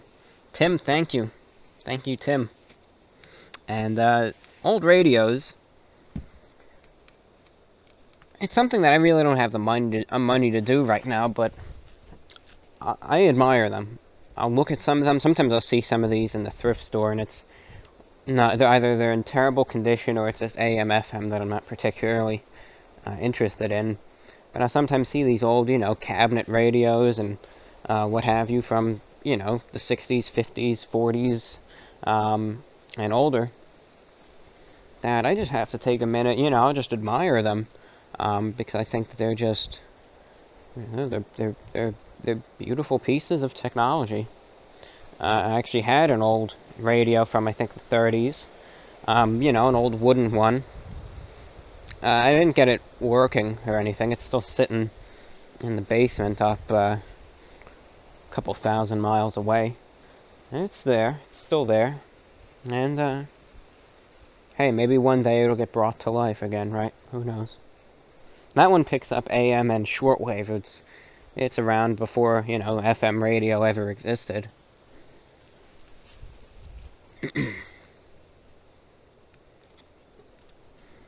On to the next.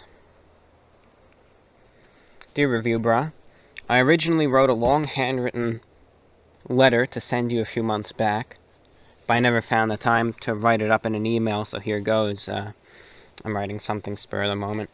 To interject, I understand, actually, when I sometimes will write my stories I just feel most comfortable, you know, in my zone, sometimes writing them first by hand, and then I'll convert them over to the internet next. And I know at times it might seem like it's kind of counterproductive, but I understand. Sometimes that's just the way you get your ideas down best, so that's fine. I understand that. Just like how some professional writers still use a typewriter. You know, that's just what their zone is. That's what they enjoy doing. One day I will get a P.O. box. I've made that decision.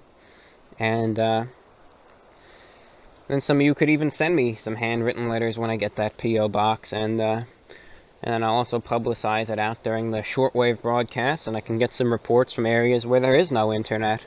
And, you know, who knows? Anyway, that'll be in a while. And again, I need to figure out what I want to do with that. But, to continue on with your letter, I found your YouTube channel last year after I saw some memes. I eventually followed that trail of said memes to the VORW shows. And saw that a lot of commentators recommended it as a late-night comfy show to listen to before bed. I hadn't listened to long-form podcasts in a while at this point. But after listening to that week's show, I think it was in the 120s, I started coming back for new shows whenever they came out. And at first I had them as background noise for playing some PC games, but over time I started listening to them late in the evening as I've read some cybernetics papers for class. And since then I've been working through the backlog of old episodes, catching up with the history of the channel. Although often seen as an ironic meme nowadays, I also share the sentiment that just be yourself is the way to live, as I have heard you mention a few times over the shows. Hope you are well, and by the way, I made a good YouTube poop for Report of the Week. If this letter finds you, perhaps you will see it. All the best from Ryan in the UK. YouTube poop. I remember those back in the good old days. Everyone loved those. Thank you for your letter, by the way. 42 seconds long. I guess we can watch that here. It says, Report of the Week reviews, and this is the first time I've seen it. Sweden and chicken tendies. Okay. Let's hope it's not vulgar. If it does, well, I'm sorry. Let's see this. This is Running on Empty. Food review. And breaded chicken tenders for parties. This is on national media. Everyone's talking about it. Every single person. Newborn babies, even their first words are talking about these. So they gotta be worth trying, right? They just have to be. Anyway, they're supposed to be spicy. They're supposed to have a spice on them. Well, what do they taste like? Yeah, what do they taste like?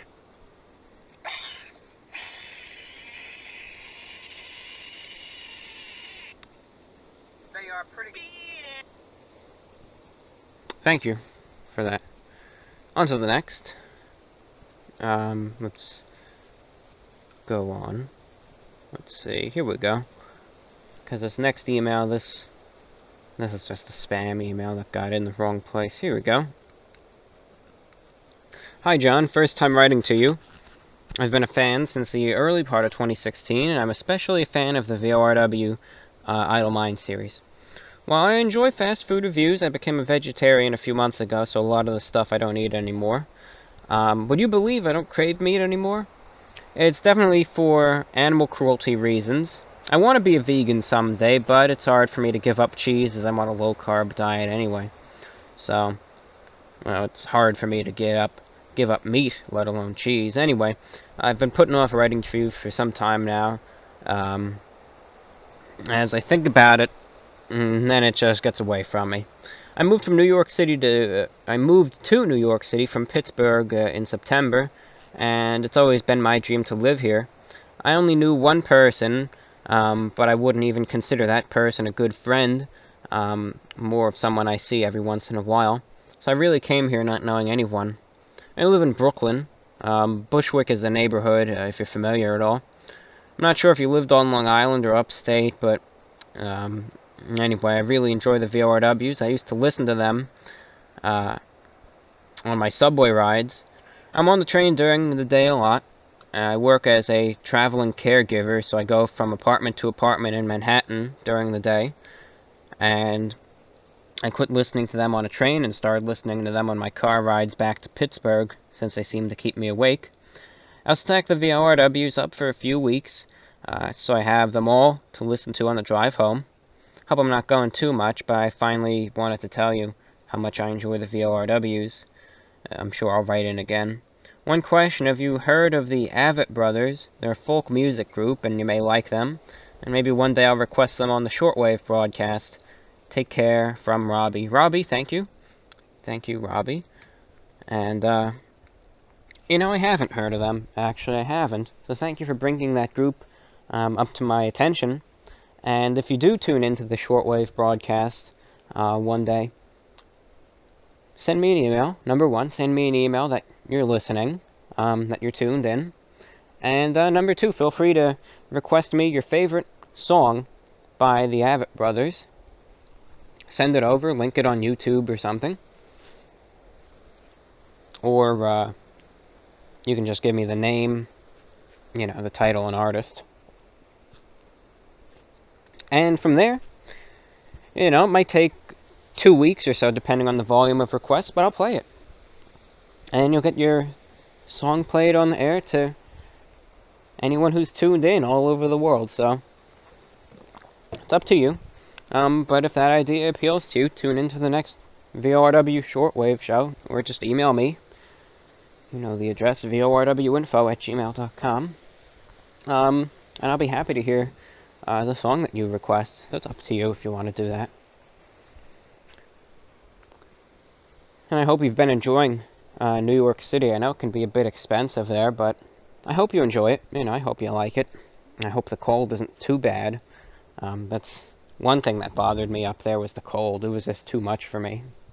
But I hope it doesn't bother you. You know, get a good coat or a sweater or something nice and comfy to wear, right?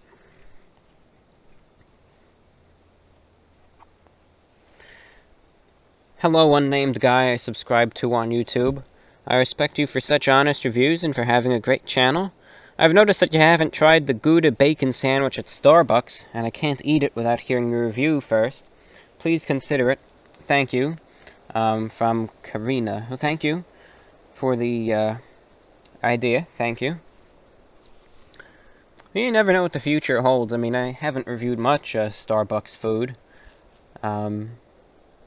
Truth be told, my experiences with Starbucks food haven't really been that good.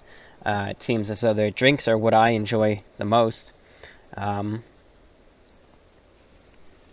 you never know. I mean, I have a good amount of things to review on my plate at the moment. There's something from something from Burger King, aka BK, that I want to review. Something from Arby's I want to review. Something from Wendy's, I presume, I want to review. Hey, who knows, maybe I'll get to that item from Starbucks as well. So thank you for the request, and it's been noted, so thank you.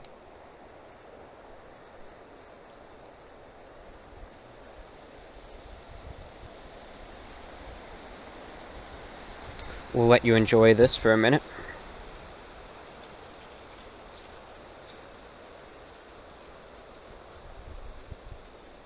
Hey, review bro. I hope this is the right email address for fan mail. Anyway, I'm a long-time viewer, a listener of the show, and I finally decided to write in. The other day, I was listening to an old VORW. Now, I can't exactly remember which one. In which you were talking about anxiety and depersonalization/derealization, and I couldn't believe my ears when you mentioned this. I'm a 20-year-old suffering from anxiety, and ever since I was 14 years old, I've been dealing with bouts of DP/DR. In fact, I've been dealing with a particularly rough patch for the past month and a half. However, I'm doing much better now. I just wanted to write to let you know that although I would never wish this on my worst enemy, hearing that you've dealt with anxiety and depersonalization had made me feel a lot better. Aside from random strangers on the internet, I've never heard from anyone who has suffered from DP. And although I do not know you personally, I feel that I made a much deeper connection with you than I would with some faceless username on a self-help forum. So to wrap things up here, I want to thank you. I know it can be difficult sharing these personal details about yourself, but I hope it helps to know that you have helped at least one person. Take care of yourself, and I hope that you're doing much better with the anxiety. And I'm right here with you, your friend Jack. Well, thank you, Jack. And I know you know this, and I know that a number of you do, but depersonalization, derealization is a very scary thing. And it's something that I've personally dealt with, sometimes for extended periods of time. And for those of you who don't know what it is, to give you a textbook medical definition that leaves you with more questions than answers, depersonalization and derealization, it's really the same thing. It's two different names, and they're slightly different, but really it's mostly the same thing. It usually goes by depersonalization / derealization. And what it is, it's oftentimes a form of anxiety, and it can also go along with other conditions too, or it can just be severe anxiety at times, where it's almost as though your own mind imprisons you within itself. Think of it this way, right? You're watching a television show. You're sitting there on the couch, the comfy couch, and you're looking at this big screen TV, or you're right up in the screen of your computer or whatever, your tablet, and you're watching a video or a television program, you name it. And it goes to a segment that's filmed in first person. You see this, like how they do the camera in a certain way that it's through the eyes of someone. And you see the camera swaying about like it's the person looking throughout the room, and then moving forward and whatnot. A lot of video games are like that, but also some movies, television shows, whatever, have segments like this that are filmed like that. Imagine this. You're sitting there on this couch as an outside observer to this video, or to this whatever that you're seeing in from that first-person perspective. But that view that you have on TV is your life right now. You can't really feel what that person's feeling there. You can't sense what this person is sensing.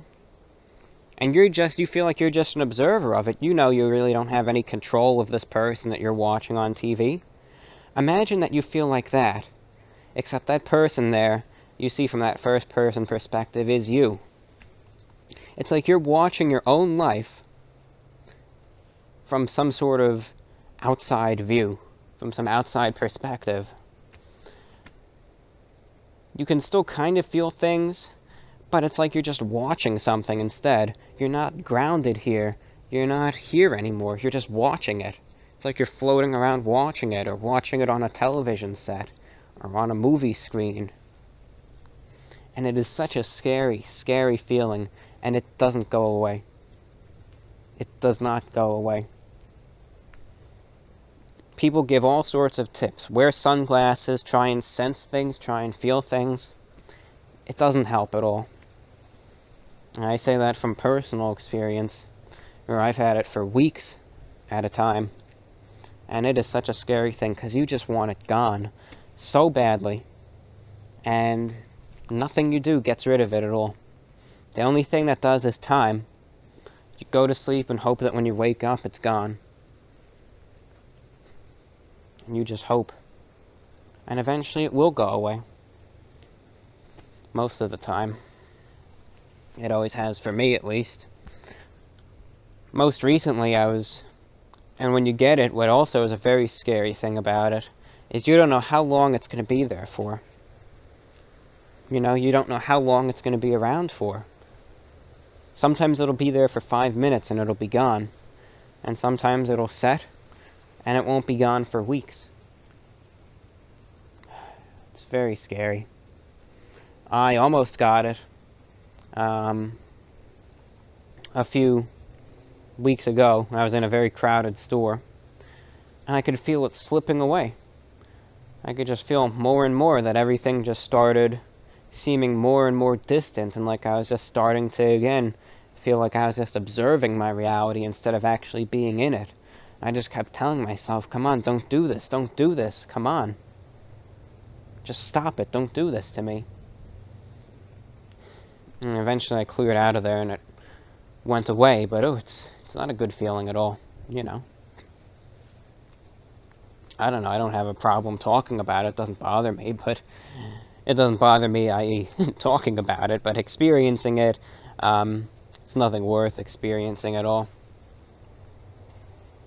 I think the scariest thing, really, is when you see videos online about people who've had it for decades with no end in sight, you know?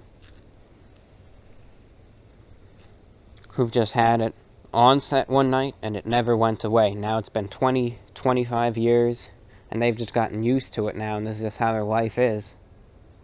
And I think that's the scariest thing of all. And that's why I'm so thankful that it can go away and makes it seem like these week-long bouts of it are nothing.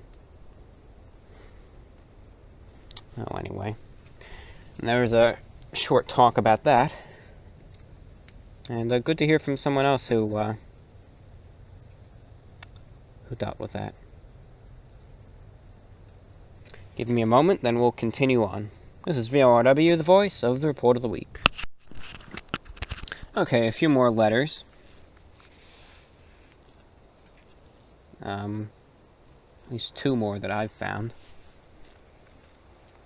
Dear Review Bra, please find in this long piece of electronic correspondence my thoughts regarding the latest VORW podcast uploaded to YouTube. And here we go.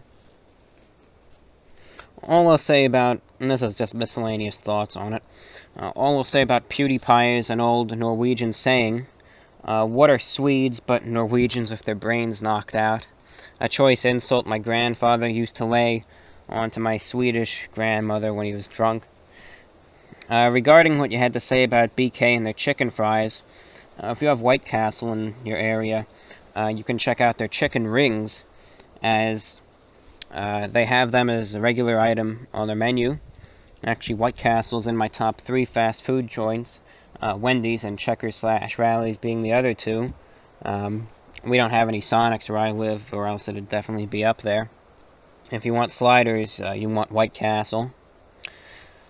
Yeah, to interject, there isn't any White Castle down here. Down here in Florida, there's Crystal, and it's a White Castle knockoff, you know. It's the exact same thing, sliders, you know, on a tiny little bun, just like it, with, instead of ketchup, there's mustard, you know, it's the big selling point. And the other day, I was hungry for Crystals, so I went over there, I got 4, and I felt terrible afterwards. So, I wasn't as satisfied as I thought I would be, you know, respectfully. The letter continues now. I liked your review for the Valentine's Day za from the Hut. It was bizarre that the za wasn't cut, though. And it was. That kind of took me off guard. And the marinara sauce story when you went to Pizza Hut is actually a pretty interesting story. And I'd suggest that you retell it on the Shortwave program, because after all, there are probably a lot of people out there that don't pay attention to the internet, only listen to Shortwave, or don't actually know you have a podcast or a YouTube channel. So of course any combination of the 3 could probably apply. And honestly, when it comes down to the VOA, quite frankly, does it even matter at this point? Programming isn't very good. They're a complete shell of their former self, and if I recall correctly, the only bit of it that gets the most funding is the near-useless Radio Marti. BBC via Ascension Island would probably be more interesting at this point. And we all know the stupid, asinine decision that happened with Radio Australia. That's my opinion. I know it's the opinion of a lot of people across the world and inside Australia as well. I submitted my note of protest to the ABC about it on their website, and I just got a generic form letter as an email back. Blah, blah, blah, exciting new modern outlets, blah, blah, blah. I can receive CBC, Radio 1 FM station that plays Australian content late night, but I don't know if you can receive Radio New Zealand at your location, but I sometimes can, and it's good. And they know people across the Pacific Rim are relying on them the most now. But hey, there's always CRI, and ironically enough, Myanmar Radio airs some ABC content in English now. I can say that I think a good solution to Radio Australia would have been to maintain the shortwave site in both analog and digital, as Radio New Zealand does. RNZ International uses DRM transmitters to send clear audio to Pacific Rim FM stations that, as a bonus, can be received by anyone with the appropriate cables and computer software. To interject, I can receive them with fair signals here, but, you know, nothing incredibly substantial. You know, they would come in okay. You know, best I heard them was up in New York once, a couple times during the spring. It was actually, I remember it, it was the best reception I ever got was one morning I woke up early, and I was indoors, so with the telescopic antenna, and I tuned in, and I caught Radio New Zealand very, very strong, and they were reporting on the shooting that happened at the Pulse nightclub as it just happened, and that was the first I ever heard about it, actually, on the shortwave from Radio New Zealand. I remember that, and very good signals, you know, to hear about that unfortunate event. And no, nowadays, I mean,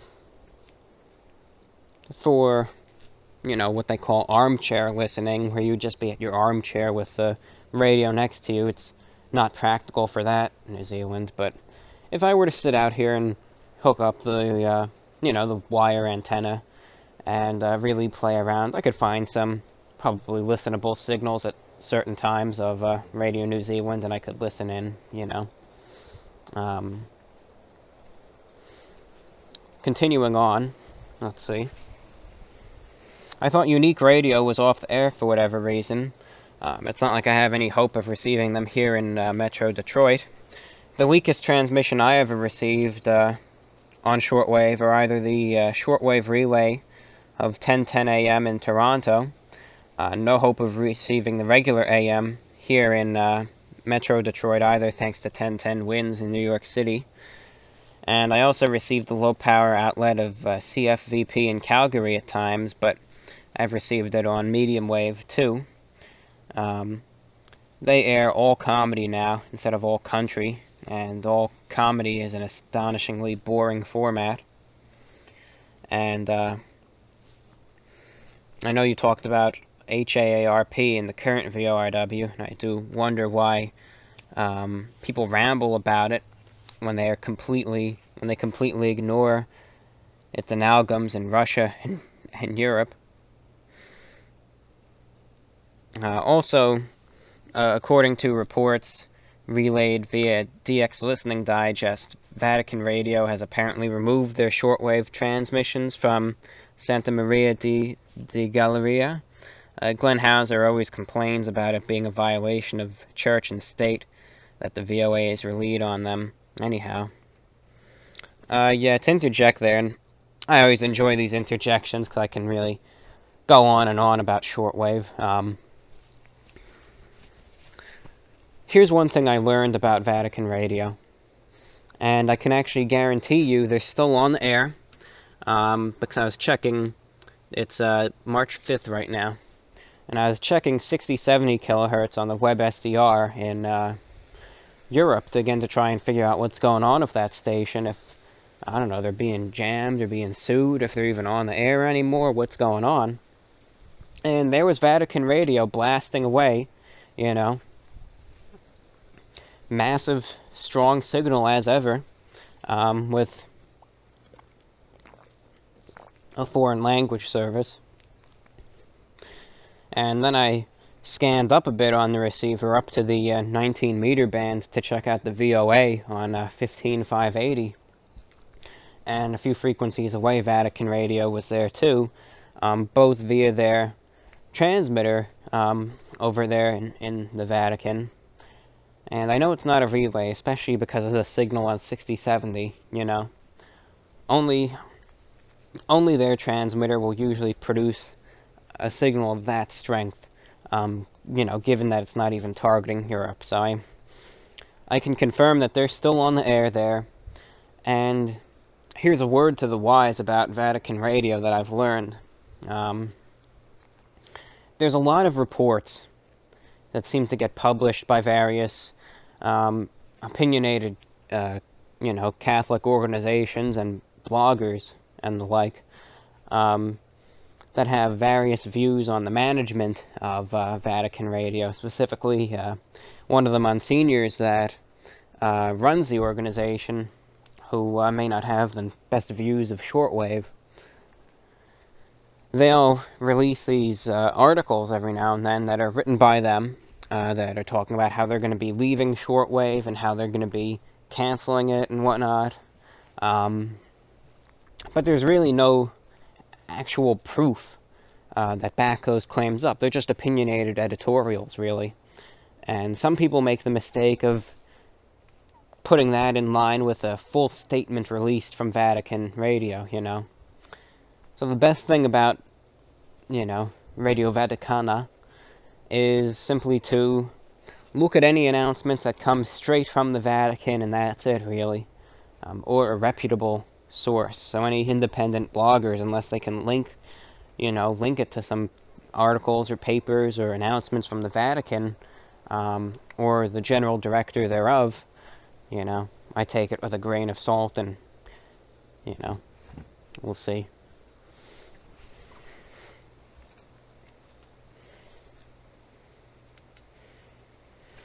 You're talking about people being only able to view the analytics on podcasts, and that's exactly why governments across the world are cutting shortwave broadcasts en masse. Obviously, everyone has high-speed internet, said sarcastically. The internet can be easily jammed or choked, and you need some serious hardware and power to jam high-powered shortwave broadcasts. I maintain that shortwave is going to be back big league in the next 10 to 20 years, once people seek out again what they have lost and realize that shortwave radio is the best way to spread and maintain contact with far-flung and scattered people. You also relate a story about your influx of correspondence for VORW on shortwave. It's a quality program hosted by an intelligent, well-spoken host, and there's little doubt why it's popular. And finally, to interject one last time there,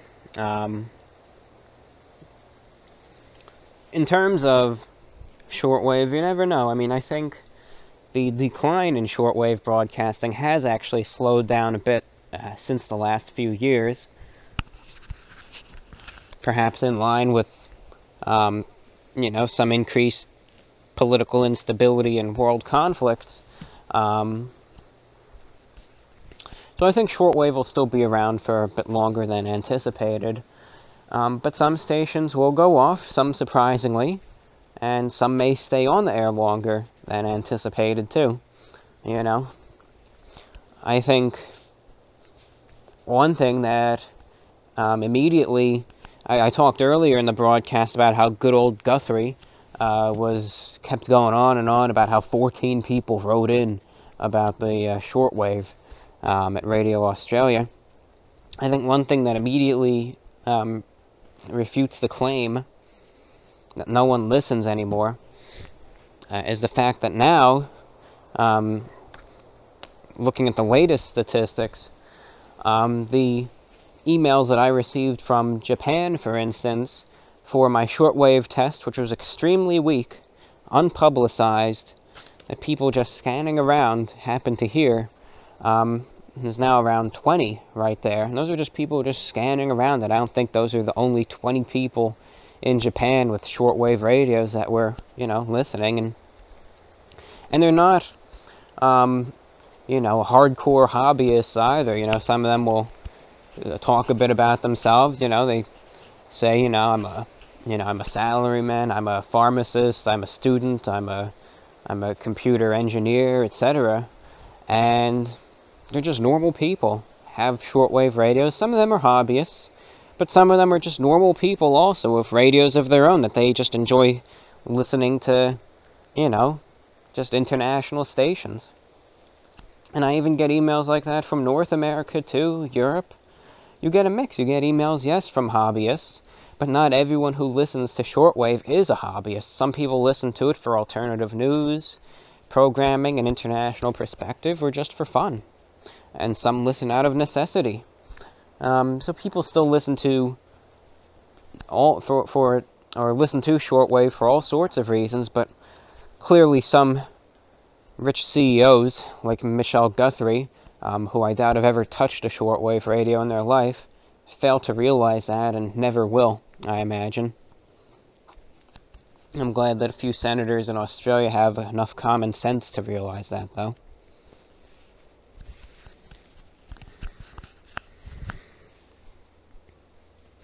And also, if you'd ever go to Japan, I'd like to see the bra in Japan reviewing Japanese fast food, or a Japanese McDonald's or stuff like that. Better brush up on your Japanese if you intend to go. There are some good books out there. And of course, Radio Japan broadcasts from Issoudun, France, for 3 hours a day in Japanese. Though the program's actually kind of boring if it's not music, and that's even if you do understand some Japanese. And that's all. Well, thank you for writing. Thank you for your letter. It's much appreciated. And thank you for that. I, as always, enjoy the shortwave-related comments. Gives me plenty to talk about.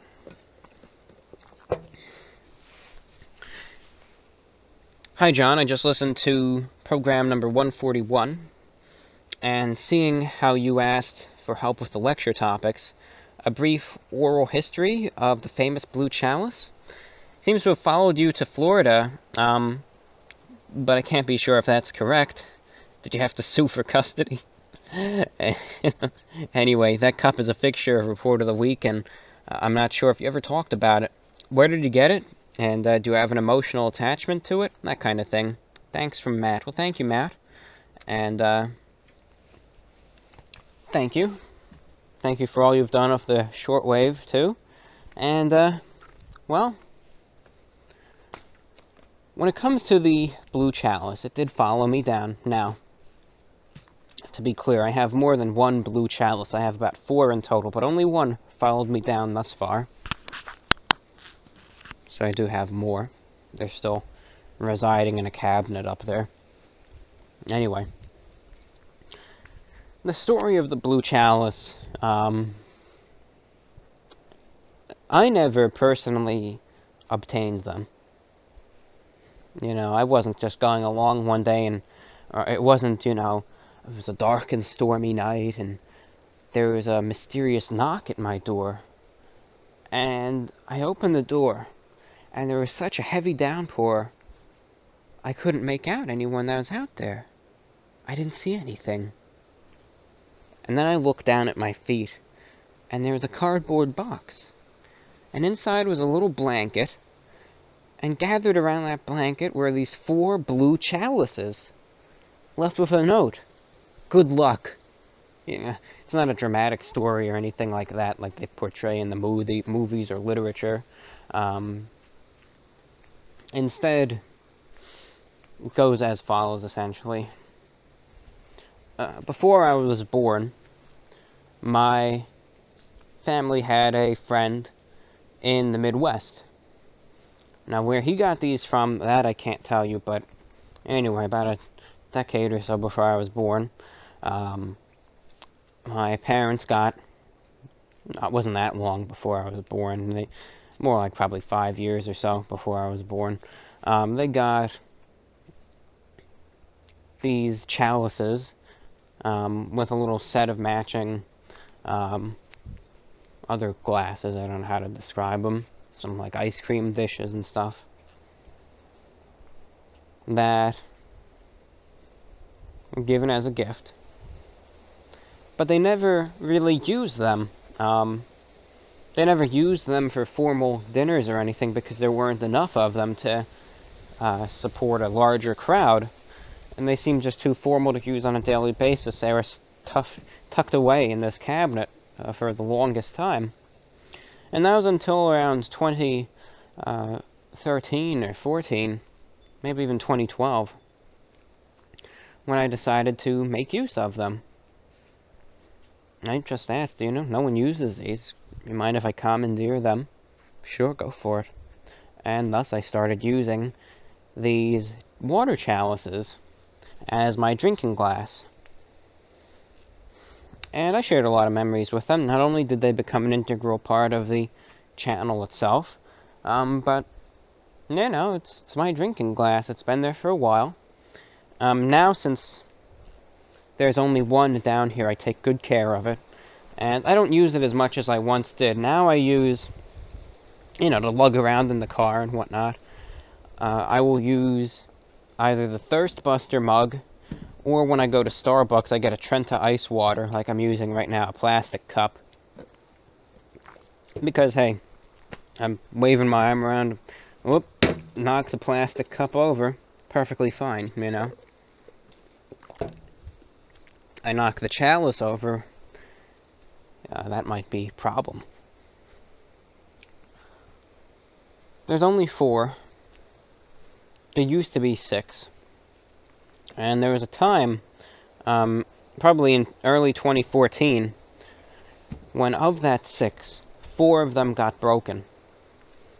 Either they fell washing the dishes and the stem broke, or they fell off the cabinet, and, something happened with them. And there were only 2 left, and I was worried they were going to be gone forever. And I looked, and I looked, and I looked, and I finally found a replacement for them. The exact same glasses, from some replacement site, and I don't know, very, very hard to find. I finally found the replacement, and I got 2 additional replacements. So now there's 4 in total, one of which is over here in Florida, and the other 3 are up north still.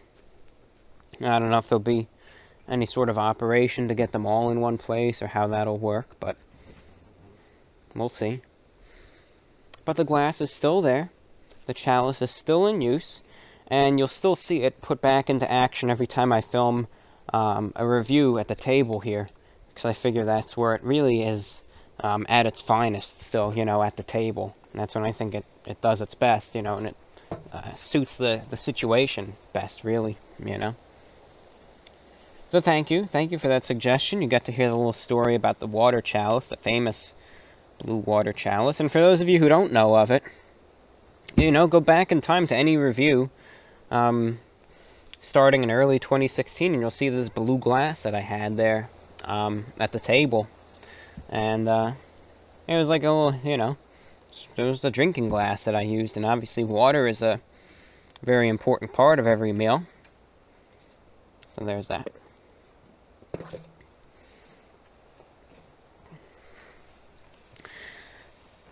Last email. Hello, John. I stumbled upon your channel about 8 months after watching one of good old Joey's food reviews, and I'm glad I did. I wish I found your channel years ago, but on the other hand, I have archives to catch up with. I really enjoy your channel so much that I became a supporter and joined YouTube Red, so I can download your videos, so I can listen at work and on the road. You asked the question about where you'd like to see funds go, and my answer is wherever you like or need, be it the channel, the broadcasts, expanding both, or whatever it may be. As for the trolls, F them. You have many more supporters than trolls, and there are no more, really are no more than jealous, narrow-minded cowards that hide behind a computer keyboard. You asked in one of your VORWs why people can be so cruel. There just are cruel people out there. Those people are really the ones with the problems. Low self-esteem plays a big part, and making fun of someone makes them feel better. I remember being made fun of the way I am. Made fun of for the way I ran, I'm sorry. My question is, did you ever get nervous about having to give a speech in school? I dreaded it. In college, I often opted out of a speech for a report and took a grade lower. Crowds do not bother me, but eating out by myself does. One last note, you have such a gift for grabbing people's attention and holding on no matter what your topic happens to be. Until next time, take care, from Brett. Thank you, Brett. And to answer your question there regards to speech, I had to give my fair share of presentations, and it never really bothered me. At the beginning, I would, before I had to get called up to give the presentation, I would get nervous, you know, I would be jittery, be a little nervous. But then when I would get up there and just start talking, I'd kind of go into lecture mode now, like I am now. And I would just ramble on and on and on and get it done. And, good presentation, yeah. And, it would get done, you know. It got done, got taken care of. So I had a little bit of, every time almost, a little bit of anxiety before going up there. But once I was up there, either narrating a PowerPoint or just giving a standard board presentation or whatever, you know, it did fine. Let's see if there's any good YouTube messages. So please pardon me for a minute while I go ahead and pause this for a minute. This is VORW, the voice of the Report of the Week. Okay, looking at YouTube, there's one letter here to read.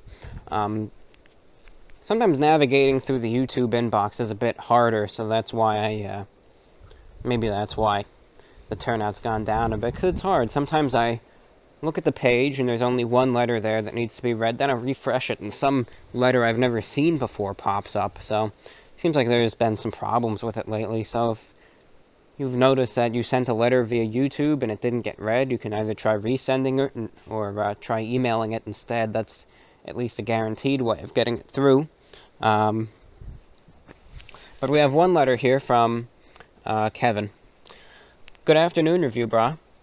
This is the first time I've written to you, and I wanted to thank you for accompanying me through my newfound sobriety so far.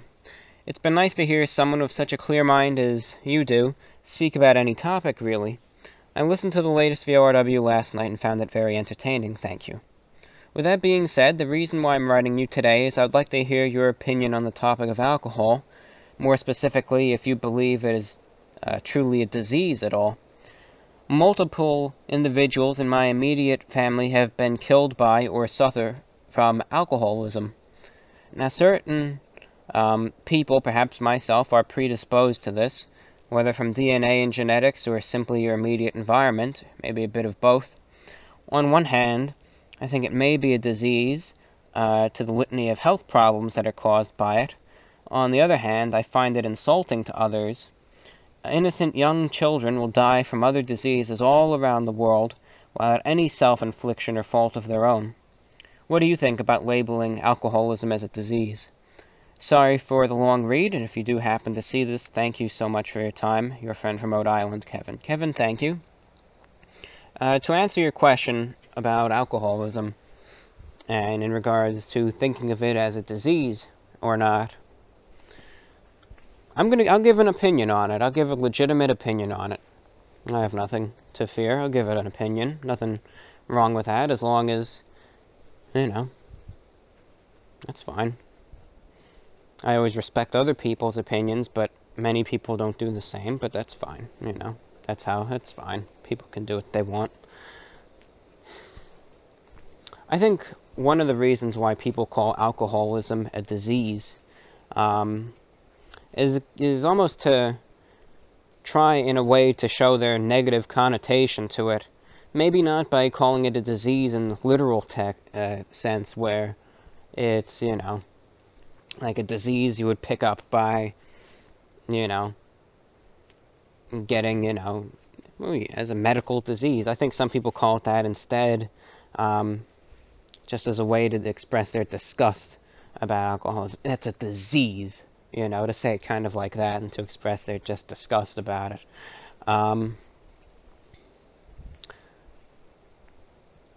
I think, and this is my opinion, I think alcoholism ought to be labeled with more along the category of, you know, drug addiction. And you see that a lot nowadays, you know, how it's, you know, oftentimes drug and alcohol centers.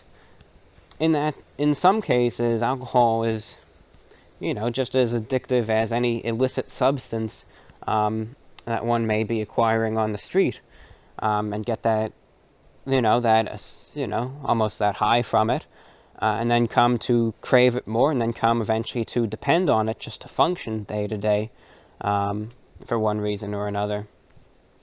I think really alcohol needs to be lumped in that, not as a disease in the medical sense, but rather as drug addiction.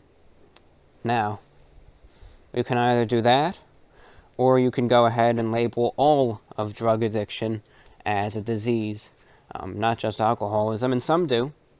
It's a area where a lot of people have different terminology and views, etc.